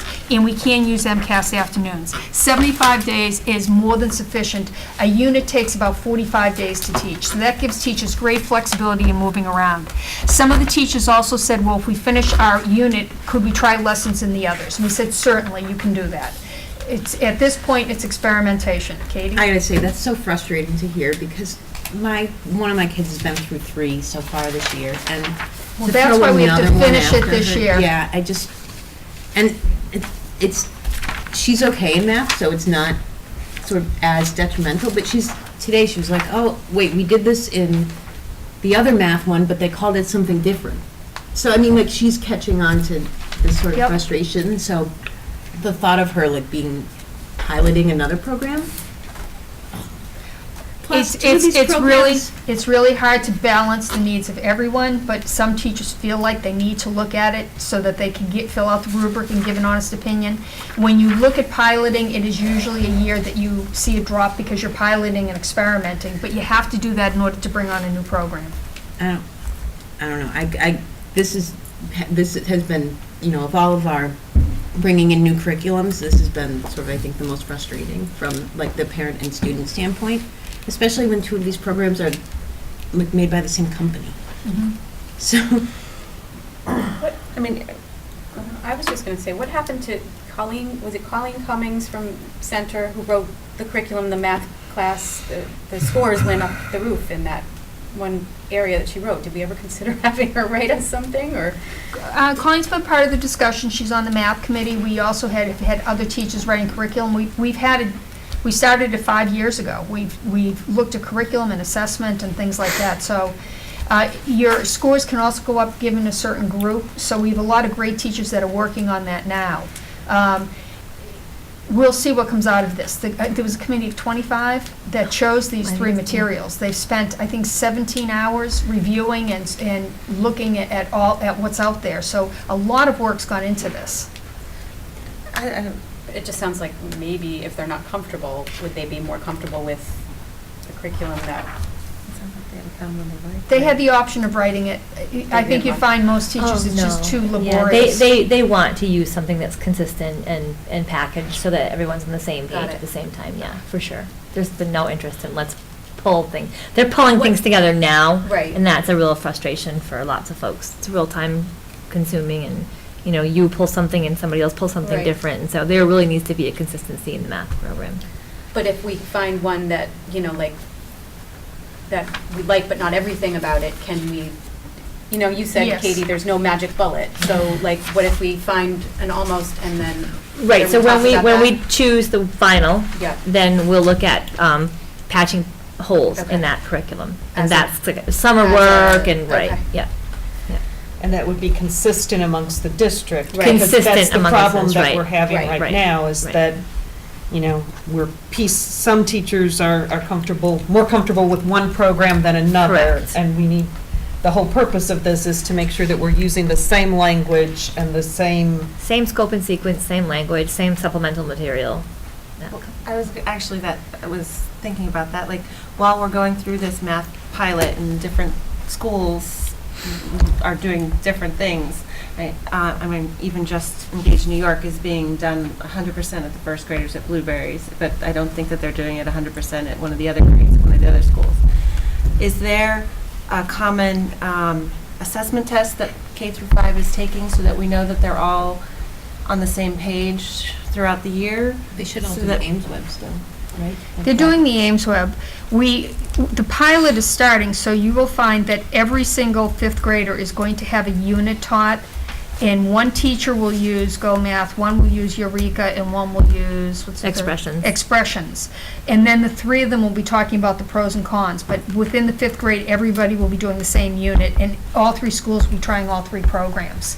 Yes, they've been asked to come up, I asked the math specialists to come up with a common assessment that they give at the end, that it's not based on the program, but it's based on what the kids learned Right. from the program. So yes, they've been asked to create that, and they've been given time to actually take a day off to do it, so that we have that as another form of evaluation of the tool besides the teacher's opinions on it. I just want to make sure while we're going through all of these changes that the kids aren't missing something at one school while they're being piloted on this one, and another one, school district is, another school, elementary school is. Nope, it's all the same I want to make unit. sure everybody, well, I know they're probably getting the same information, but I just want to make sure they're getting it the best that they, Right. that we're making sure that if they're piloting a not-so-successful program, that they're still going to be at the same level the fourth graders at Yeah. another school are going to be at that had a successful pilot.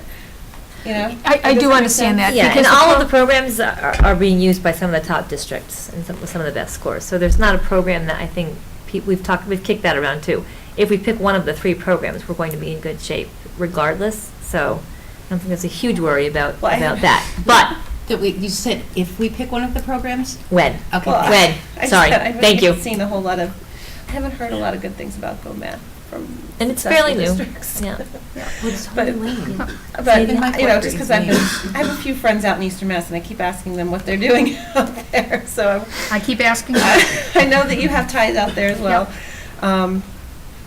Okay. But Sorry. this gives you all the information, because you're in the mark though, Kim. It's how we're assessing. What have the kids learned, more importantly than how the user-friendliness is important, but there's a lot. The one thing school committee should note that is on June 22nd, we're going to be coming forward to ask you to approve funding for the program.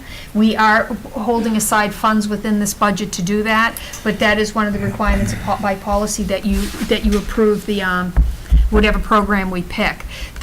Susan's already gotten the vendors to line up staff development time for both June, August, and we'll have it ongoing next year. So once the program's picked, we're ready to move into staff development. We'll have teams working on things over the summer, but the important thing will be to make sure that we're ready to fund the program once it's chosen, okay? And the late date is because the teachers asked for more time for the piloting. All right. And then last, the SOIs. Thanks Janet, Tom, Sue, Diane for many hours spent in putting the SOI together. I think as you read them, you understand how complicated they are to gather all that information.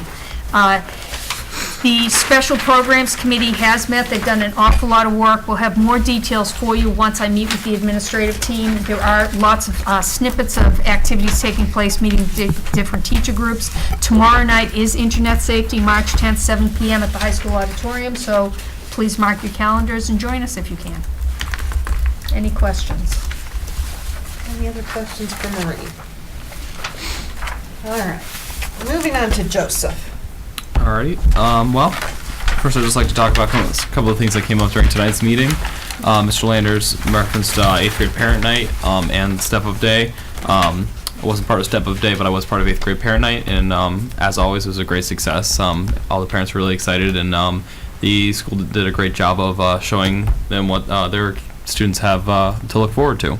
We also talked about programming tonight, and I just wanted to echo the comments that when I first got to LHS as a freshman, we did have a programming curriculum that was computer science and I think honors computer science. They rotated. It was a good program, but the program we have now is substantially better. It's an awesome program. We have computer science and AP computer science, and they're both offered. And like we said, we have I think it was 4 sections of that, and a lot of students are taking it, and it's great. Superintendent Doyle, you're now on Twitter. I got a lot of questions and comments about that. I think students really like it because that's definitely.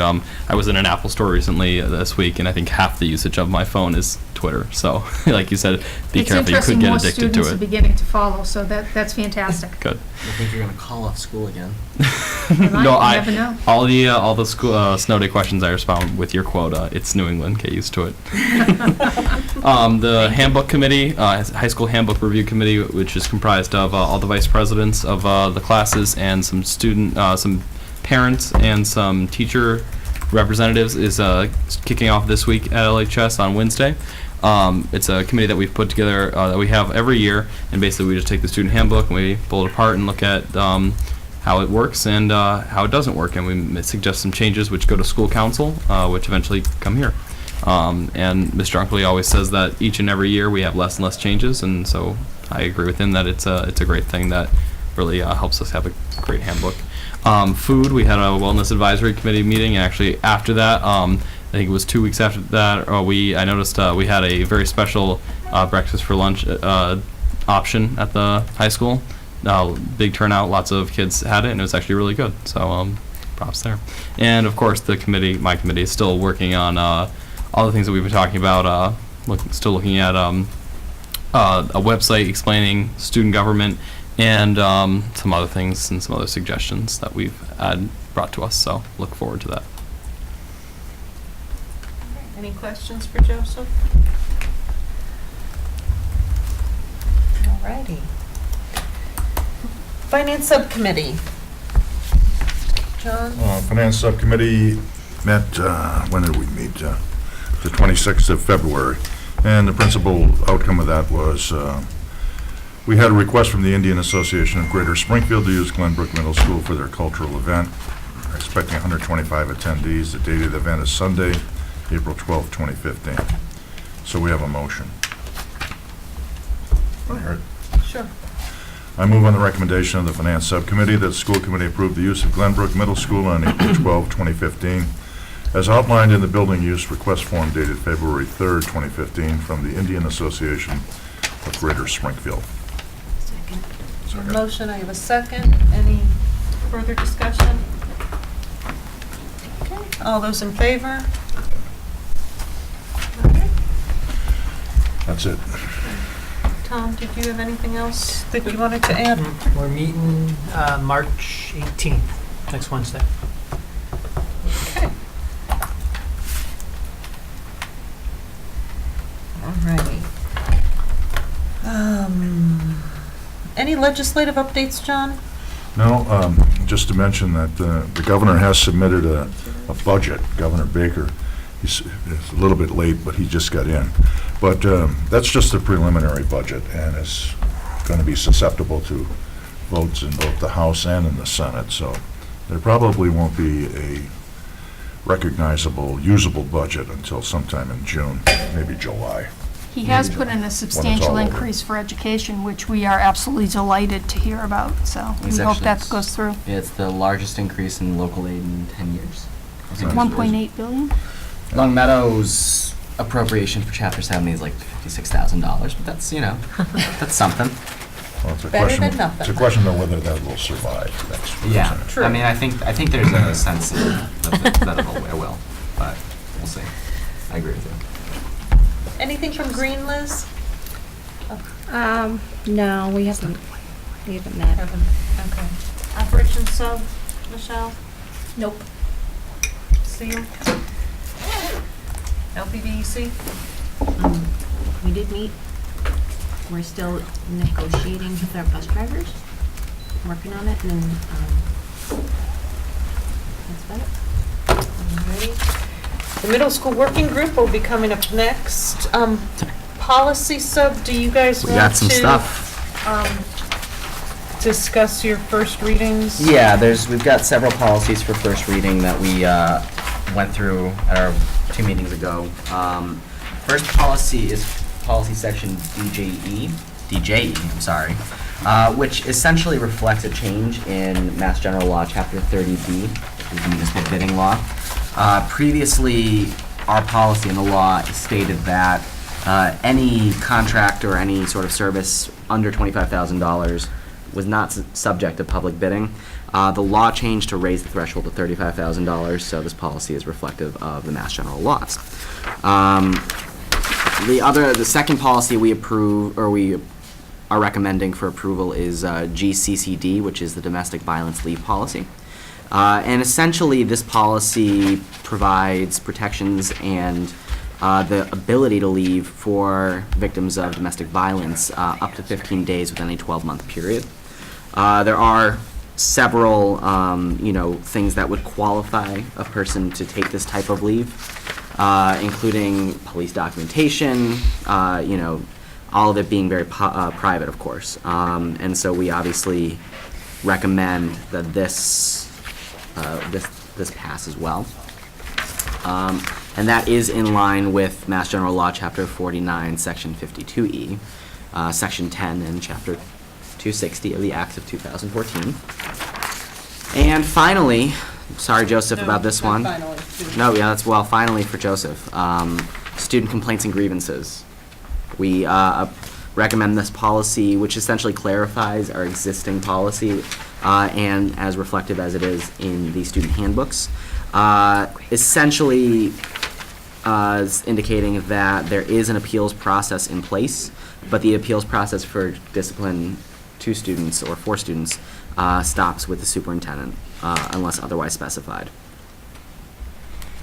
And finally, student absences and excuses just modifies the absence and excuse policy that was already in place. We had some changes. For instance, before, the schools were not really required to notify parents that their student hadn't showed up for 2 days. And so our policy, and I think that the policy in our handbook is a little different than the one we amended. So I'll get you an amended. This was what MASC. Right, we updated it a little bit so that it was, the policy we're recommending suggests that parents be notified within, as soon as possible. Right. Obviously, understanding that there are administrative things that could take place, like reporting of absences, things like that. Dropout prevention, doing what we can do to prevent students from dropping out of school. And that's about it. So those will be posted on the district website for 30 days, starting tomorrow, and as soon as I get you that policy. So we do have a couple more that we are in the process of reviewing for recommendation, but we're not ready to move on them yet because of other things taking place in the district and on the committee. I think the student discipline policy is a little incorrect in this packet as well. What do you mean? I think it suggests that it could come to us, but it can't. So, Yeah, these aren't exactly what they changed. This is Yeah, what I have amendments back to send you, which I thought I didn't have it myself. in the handbook, it says that appeals can come here, so that's not. That's no longer going to be the case after the policy's approved. Okay. It's at the discretion of the superintendent. Okay, sounds good. And that was, just so everybody knows, that was what council provided us with language for. So it's not, yeah. Okay, so first reading, so they'll be posted for the next 30 days, at which point we can vote to adopt them. Yep. Okay, Transportation Committee will be meeting Wednesday at 1:30 to continue working on recommendations to bring forth to this committee. So, that all being said, You said about communication. oh, I'm sorry, Right, the communications? Have you met? We met. You did? What did communications talk about? Well, we met for an hour and a half, and we reviewed the communication survey. We actually read through almost all of the parent comments. And so we're going to put some notes together and share them with Marie, because I know that you weren't able to come to that one, but there was some good some good feedback that we might want to just take a look at and think about. Just increasing communication between the teachers and the parents, and we want comments on report cards. So things will just have to. But there was 90% satisfaction. Oh no, it was. I mean, no, yeah. There was Which is satisfaction. huge. I thought was good. It was just I want to acknowledge that we actually read the comments that people write down when you write in that little section at the end. We read through all of them. I read every comment. All right, so moving on, Marie's going to do a presentation for us now about statements of interest for Glenbrook and Williams Middle School, as the middle school working group is bringing forward 2 SOIs for submission to the MSBA, the Massachusetts School Building Authority. The due date is April the 9th. Once it's vetted through school committee, then it must go to the select board, who also needs to approve that before it can be sent in. So I will let Marie take it from here. Great. So we're going to be presenting on the 2 SOIs tonight. I know the school committee members had them for a couple of days. You'll notice they're very similar. The SOIs are similar on purpose because our goal, what I'd like to see happen is to have one middle school built. So we're going to walk through it, and there are minimal differences, but we'll explain those as we get there. With the statement of interest, the state has 8 criteria that they look at. With this, they select the schools that are neediest that get funding for a new building. It should be noted that last year they funded approximately 8 out of 106. It was not a lot of schools. The budget for school buildings keeps going down. They get 1%. They get 1 cent of every tax dollar, which isn't a lot given the number of schools that are applying. The ones that are highlighted in color are the 3 priority areas that Longmeadow fits into. Number 4, prevention of severe overcrowding expected to result from an increase in enrollment. 5, replacement, renovation, and modernization of school facility systems such as roofs, windows, boilers, heating, and ventilation systems to increase energy conservation and decrease energy-related costs in school facility. And 7, replacement of or addition to obsolete buildings in order to provide a full range of programs consistent with state and approved local requirements. So now we're going to walk you through each one of them. The first one is to prevent from severe overcrowding expected to result from increased enrollments. This one may surprise you, but if you look at both of our middle schools, they're filled to capacity right now. Williams has 2 modular classrooms in the back that you might not see unless you actually tour the building, which are pretty old. They're 20 years old right now. As we're bringing those special ed programs that you hear so much about back into the district, that's going to create a situation where we don't have enough classrooms to house them. So, what are the programs that we have? If you take a look at this this picture, we have in In red, in green are the two programs we already have, learning disabilities and cognitive delays. We have learning disabilities at Williams and cognitive delays at Glenbrook. We would like to build programs for our autistic kids and our emotionally challenged kids. And what that would mean is that we need spaces to accommodate them. The middle school right now has 300 students. All the classrooms are used, and they have the LLD. Williams has, they have the LLC. Williams has the LLD with 375. These are the spaces basically that you need when you create a new special education program. With each of these programs goes a plethora of special services that can be physical therapy, occupational therapy, speech and language, time with social workers, teaching assistants, small learning spaces, full classrooms, and even something like a timeout room. So that you're not only looking at adding a classroom, you're adding a lot of smaller spaces for the staff that support the program, as well as to make sure if students need quiet space for a timeout or more, that you have that accessible. So when we're talking about adding a new program, we're talking about for the need for space that we do not have. When you read in the SOIs and went through the priorities, and here's priority 4, question 1. Please describe the conditions within the community and school district that are expected to result in increased enrollment. That is the building of an autism program and a social, emotional, behavioral program.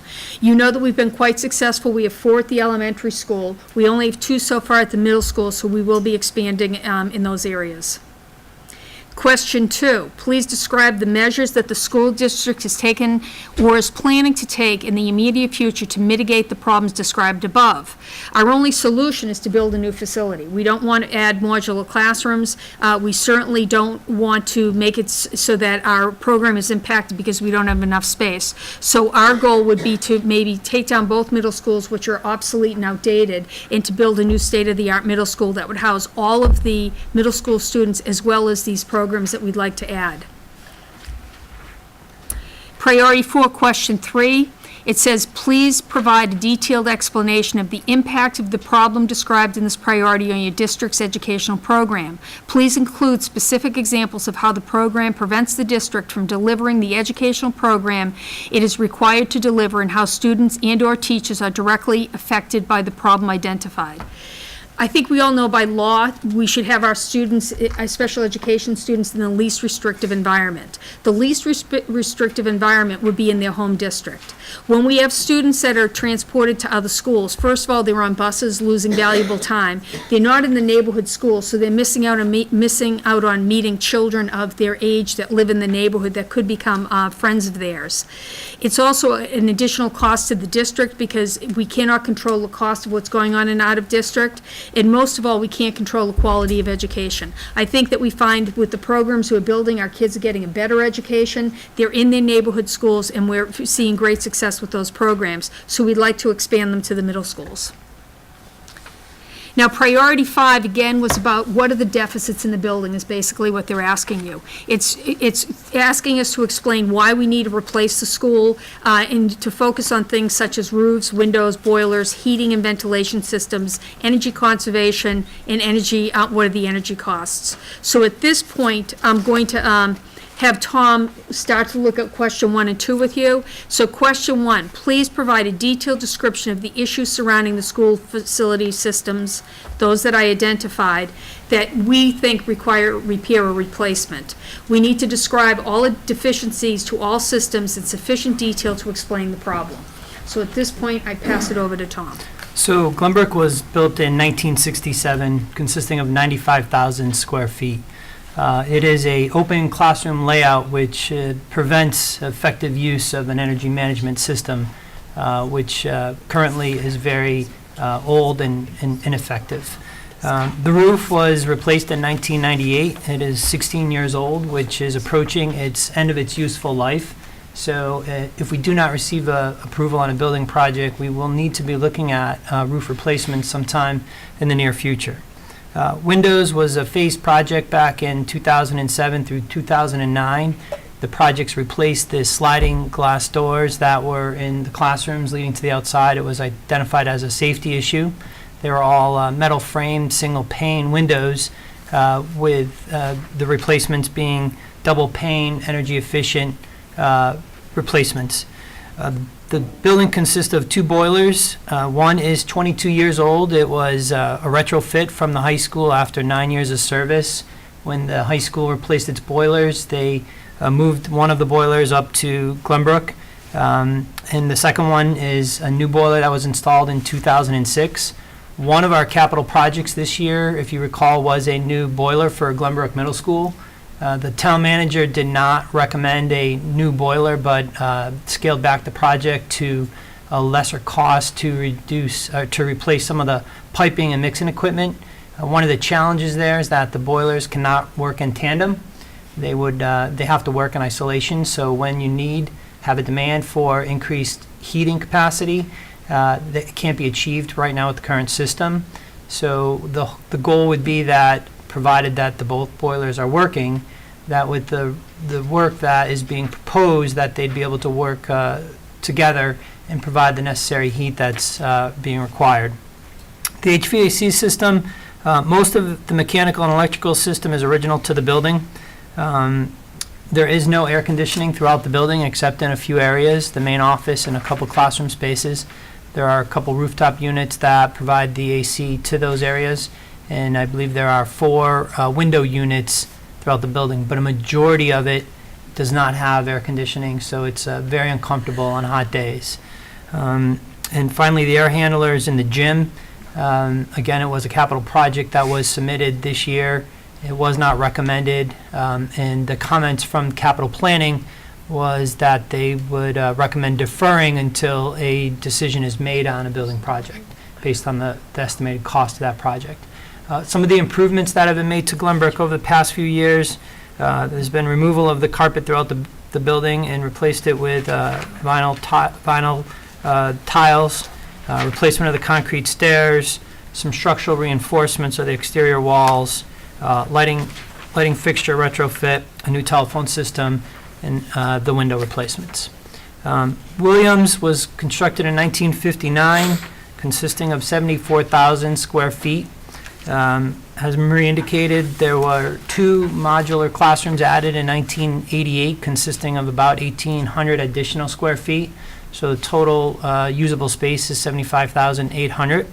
The roof was installed in 1994, so it's 20 years old, and it basically has reached its end of useful life. We are not experiencing any major issues, but there are periodic leaks that maintenance addresses to prevent any major loss. The windows, a small section was replaced about 6 years ago, but a majority of them are original to the building, making them 56 years old. I'd say approximately 95% of them. Again, single pane, energy and efficient, so a building project would help tremendously in terms of loss of energy through the inefficient windows. We did receive a new boiler.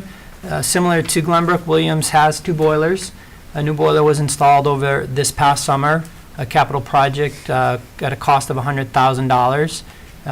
It is working very well in terms of helping control the temperature fluctuations, and I do want to note that there's probably an additional edit that was pointed out to me, that the temperature fluctuation has been corrected with this new boiler.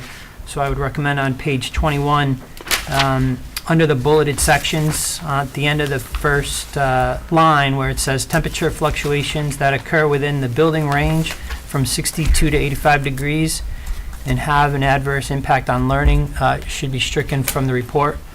Based on conversations with Chris today, that's not the case anymore with this new boiler.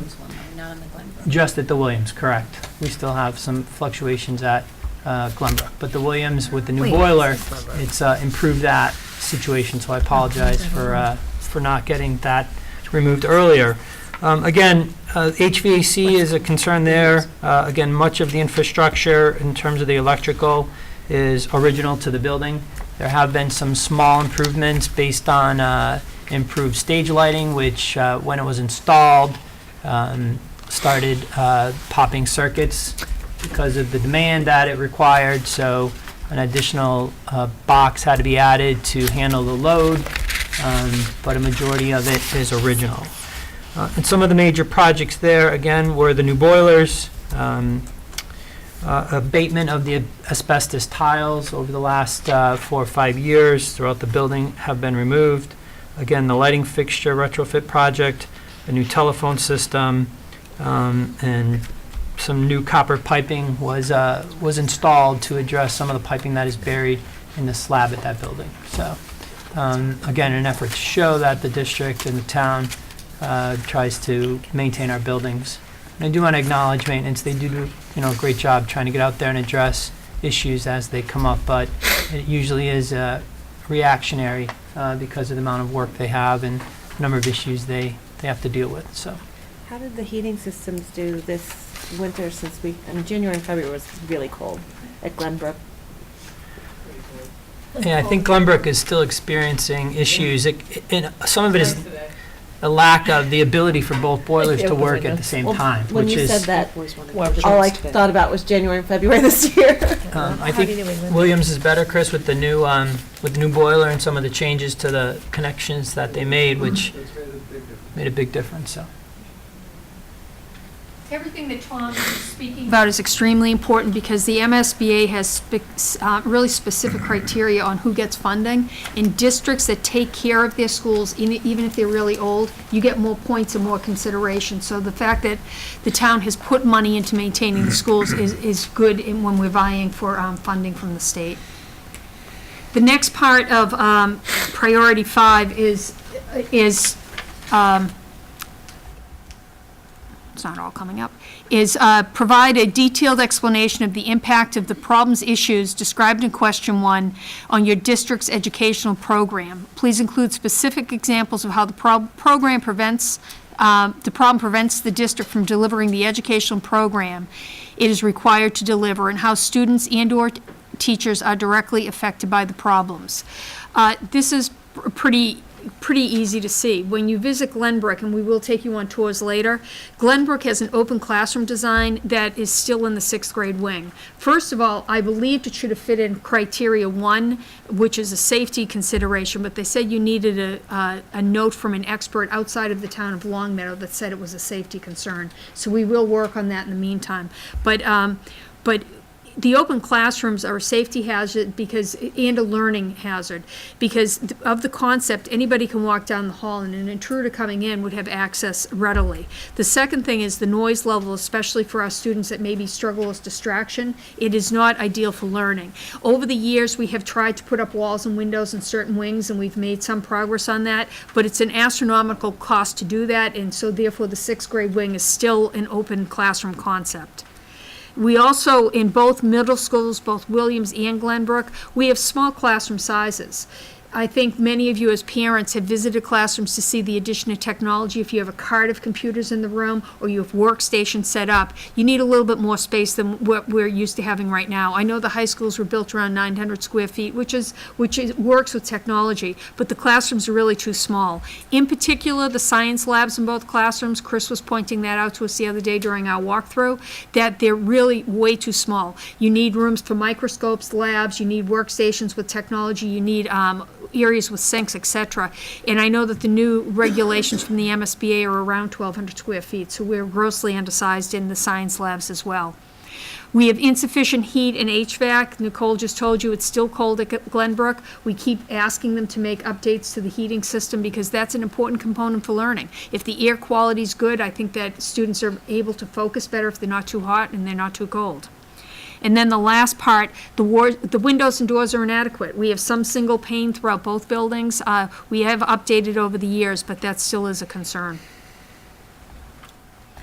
Then question 4 for priority 5 was to describe how the addressing the school facility systems you identified in question 1 above will extend the useful life of the facility that is the subject of the SOI and how it will improve your district's educational program.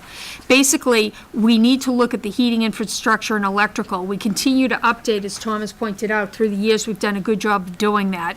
Any update that we make, of course, makes it better for student learning. But all the repairs still don't address things such as the asbestos. We have Asbestos tiles where the glue has been coming up, particularly at Williams. We're replacing whole series of flooring that's coming up annually.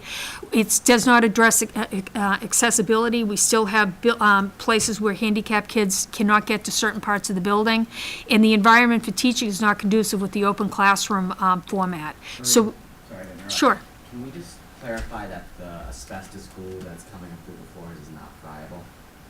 It is not. So it's not posing an immediate health risk to our kids? It's- I just wanted to kind of Thank you. It's put in that the out there. glue. It is not airborne in the Unless least. they put it in their mouths, it's, you know, You'd have to eat the glue. you'd have to eat the glue. Right. Right. And they're being replaced as soon as it comes seeping up.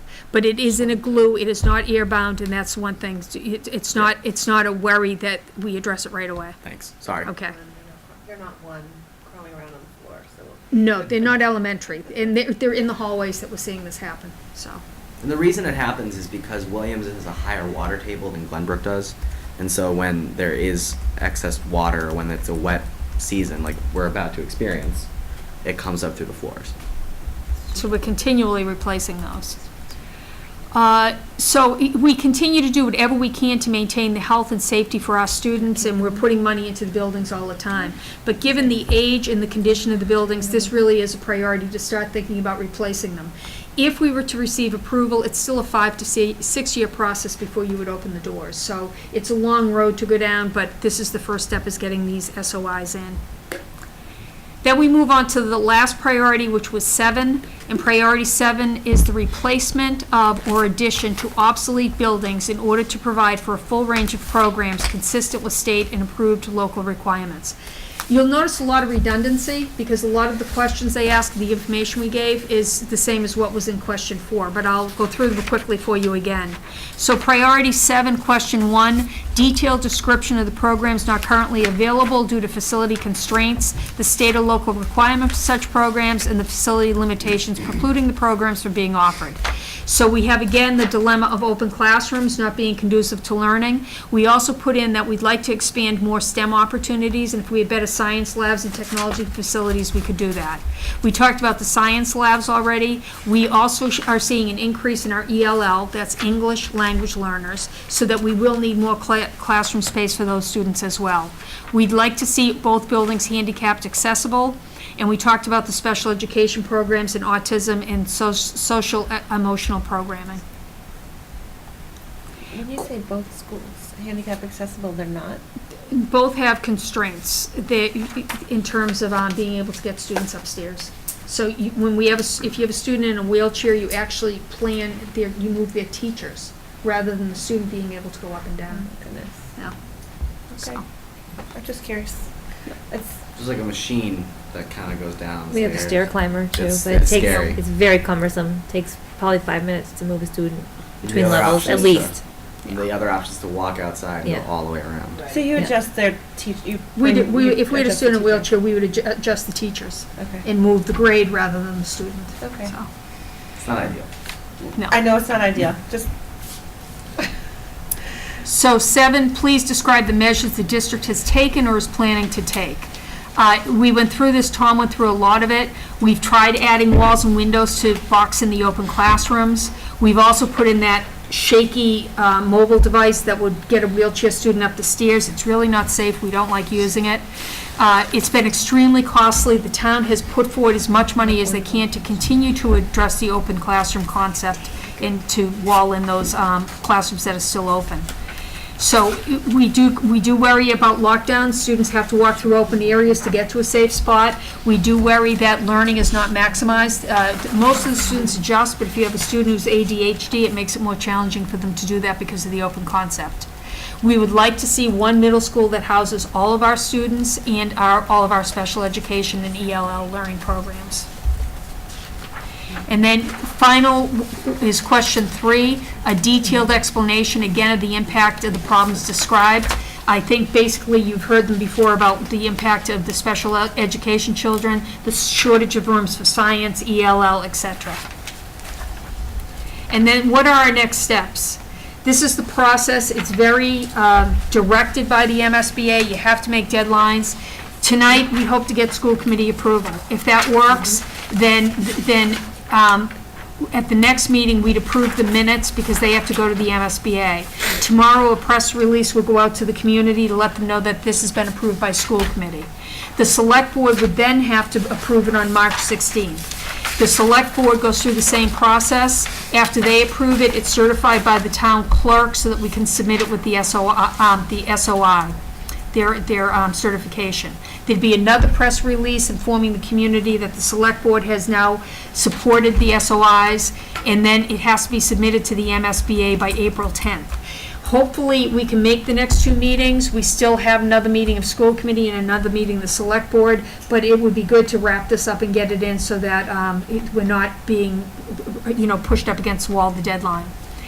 If the SOI is approved, the next steps would be open up and do school tours for elected officials, to do school tours for the public so they can see what's going on in the building, to get lots of publicity around what's happening, and then to meet our deadlines for voter funding, because they, again, have specific deadlines where you have to go to town meeting and get approval for funds in order for them to fund the project.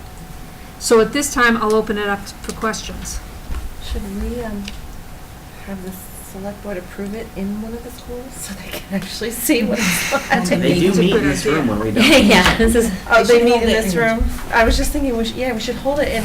I just hear about the condition of I don't have a kid there yet, but I hear about the condition of Williams because our kids the elementary school kids are there for basketball. And the things that they see when they walk, Oh, those locker rooms are great. it's just. I'm happy to take any school committee members that would like to go on a tour. I'm happy to arrange one sooner than later so that you can speak to it as we go through the process. So if in the next week, anybody would like to take a tour, Chris and Nicole would also be happy to give tours. It would be better for us if we could cluster you so that our time is well spent. So, but please let me know, just drop me an email if you'd like to see the buildings. They are deplorable. They're old. The custodians do a great job of maintaining them. I think the staff takes good care of them, but they're tired and old. And when you look at the new high school and you walk around and see the education they're getting and the use of the facility, it's fantastic, and our middle school students deserve that as well. And truthfully, if I may, at the time that the high school was being considered, I think the priority list actually had Williams higher. And I think the mentality surrounding going forward with high school Do it again. was that it was the biggest footprint and would cost the most, and was obviously a necessary thing. And I think as a committee we've held off, out of respect and out of deference to the residents of this community, because we have asked them to take on a lot over the last couple of years. But I think that we are we're honest the whole time about the needs that we have, and very similar to our colleagues on the select board, they've been very honest about their needs for their buildings as well. And so unfortunately we're at a position at a point in time where we have a lot of liabilities between our DPW building and our middle schools and our senior center and our roads and our sewers, and we have to address them. Now, the order that we address them, I think that's up to the community to decide, but I do believe that we would be doing the community a disservice if we didn't approve these SOIs tonight, and I think that we would be doing our students a disservice if we didn't approve these SOIs tonight. We've been articulating the needs of these buildings since before the high school was approved. We've had a middle school working group that has met on and off for several years. And, we've never hidden how necessary some of these improvements are. And, I think the thing that has always stuck out to me and has always been a point of contention and difficulty for me, and I think Tom kind of nailed it on the head, is that we can't get things approved anymore. We can't get boilers, we can't get windows, we can't get floor replacements, because there is a sense of inevitability to this, but there's also a sense that it's a couple years off. And, and we do have immediate needs that are kind of falling to the wayside, unfortunately, falling to the wayside because we haven't, because we've held off and because we've, showed restraint. And, listen, Mass School Building Authority approved 8 projects last year. None of them were in Western Massachusetts. Well, one was. Central High School was in Western Mass, but that's it. So, I'm not entirely worried that we're going to win, we're going to get chosen next year, but I think that this is the first step that we need to take so that we are chosen in the next couple years. because we do have real needs. And we have heard from the community, for at least the people who have shown up here, that they'd like to see us examine a consolidated middle school. They'd like to, see their kids go to a school that reflects, the values of this community. We have a high school that's beautiful. We have elementary schools that are beautiful, might need new wallpaper, but they're beautiful. So I think that at the end of the day, this, we need to give this a unanimous vote, and we need to ask our select board to give this a unanimous vote. Because if we don't do it, then it's going to be another year where the windows need to be replaced and the roof's going to cave in, or not cave in, but it's going to leak, and the asbestos glue is going to come up through the floors, and we're going to have the same conversation next year. Cold rooms in the middle school. Cold rooms at Glenbrook, so that's my statement on that. Any other comments? Well, I support what Michael said. I think we ought to get on with it. So, do we have a motion prepared for this? We have The long ones. explicit motion. So, having convened an open meeting on Monday, March 9th, 2015, prior to the closing date, the school committee of the town of Long Meadow, in accordance with its charter, bylaws, and ordinances, has voted to authorize the superintendent to submit to the Massachusetts School Building Authority the statement of interest form dated April 9th, 2015, for the Williams Middle School located at 410 William Street, Long Meadow, Massachusetts, which describes and explains the following deficiencies in priority category for the application, for which an application may be submitted to the Massachusetts School Building Authority in the future. Priority 4, Long Meadow has focused on bringing our out-of-district special education students back to schools within our district from outside placements. At present, we do not have the space. Priority 5, there are major repairs needed for the roof, windows, boilers, HVAC system? Thank you. And/or electrical service and distribution system. In addition, the open classroom setting is not conducive. I'm going to leave that part out, strike that last part. Long Meadow's middle schools do not have room for autism program or a social emotional classroom due to insufficient space. And hereby further specifically acknowledge that by submitting the statement of interest form, the Massachusetts School Building Authority in no way guarantees the acceptance or approval of an application, the awarding of a grant, or any other funding commitment from the Massachusetts School Building Authority, or commits the town to filing an application or funding with the Massachusetts School Building Authority. I'll second that. There's a motion and a second. Any further discussion? Okay, I'll call for a vote. All those in favor? Aye. Okay. We'll move on to He's the next. taking a picture. Oh. We gotta do this again? You should just say one of his archives. Roll. For the picture. Okay. I did it okay this time, Chris? One more? One more. Okay, Go so for the having next one. convened an open meeting on Monday, March 9th, 2015, prior to the closing date, the school committee of the town of Long Meadow, in accordance with its charter, bylaws, and ordinances, has voted to authorize the superintendent to submit to the Massachusetts School Building Authority the statement of interest form dated April 9th, 2015, for the Glenbrook Middle School located at 110 Cambridge Circle, Long Meadow, Massachusetts, which describes and explains the following deficiencies in the priority category for which an application may be submitted to the Massachusetts School Building Authority in the future. Priority 4, Long Meadow has focused on bringing our out-of-district special education students back to schools within our district from outside placement. At present, we do not have the space nor the current classroom settings appropriate due to the open classroom design. Priority 5, there are major repairs needed to the roof, windows, boilers, HVAC system, and/or electrical service and distribution system. In addition, the open classroom setting is not conducive to learning or safety. Priority 7, Long Meadows middle schools do not have room for autism programs and social emotional classroom due to insufficient space. And hereby further specifically acknowledge that by submitting the statement of interest form, the Massachusetts School Building Authority in no way guarantees the acceptance or the approval of an application, the awarding of a grant, or any other funding commitment from the Massachusetts School Building Authority, or commits the town to filing an application or funding with the Massachusetts School Building Authority. Second. Motion and a second. Any further discussion? Okay, all those in favor? Aye. Okay. Other lots of stuff. All right, so we will now take this to... Thank you very much. Yes, thank you. We will now take this to the Select Board at their next meeting for their approval. Thanks for all your work on that. Yeah. It's a labor of love. All right, so we have the approval of warrants. Okay, I move the school committee approve the warrant batch number 2200 of the school lunch fund for fiscal year 2015, dated 13 March 2015, in the amount of $547.57.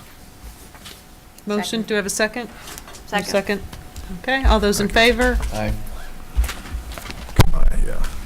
Okay, I move the school committee approve the warrant batch number 2793 of the general fund fiscal year 2015, dated 13 March 2015, in the amount of $328,508.38. Second. Motion and a second, all in favor? Okay.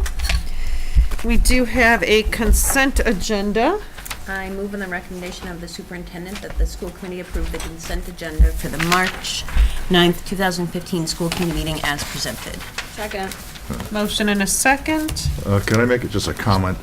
Sure. It's a unanimous consent, but I'm glad to see that this, the high school journalism group is attending the Columbia Conference in New York, and I wish them well. I'm glad they've taken the initiative on this. They didn't invite you? No, but I'm glad they're going. This was the idea of the editors of the newspaper, Santa Johari. I was actually with her when she brought the idea up to Mr. Landers, and he's given his full support to her and this idea, and we're really excited about what it could do. Fantastic. All right, so motion and a second. All those in favor? Okay. So, we do have an executive session planned. You want to read those? I move that the school committee adjourn into executive session for the purpose of strategy as it relates to collective bargaining unit A to reconvene into open session. This motion requires a roll call vote. On the motion, do I have a second? Second. Okay, all those in favor? Aye. Aye. Aye. Aye. Aye. Aye. Aye. Okay, thank you very much. We will see you back in 2 weeks.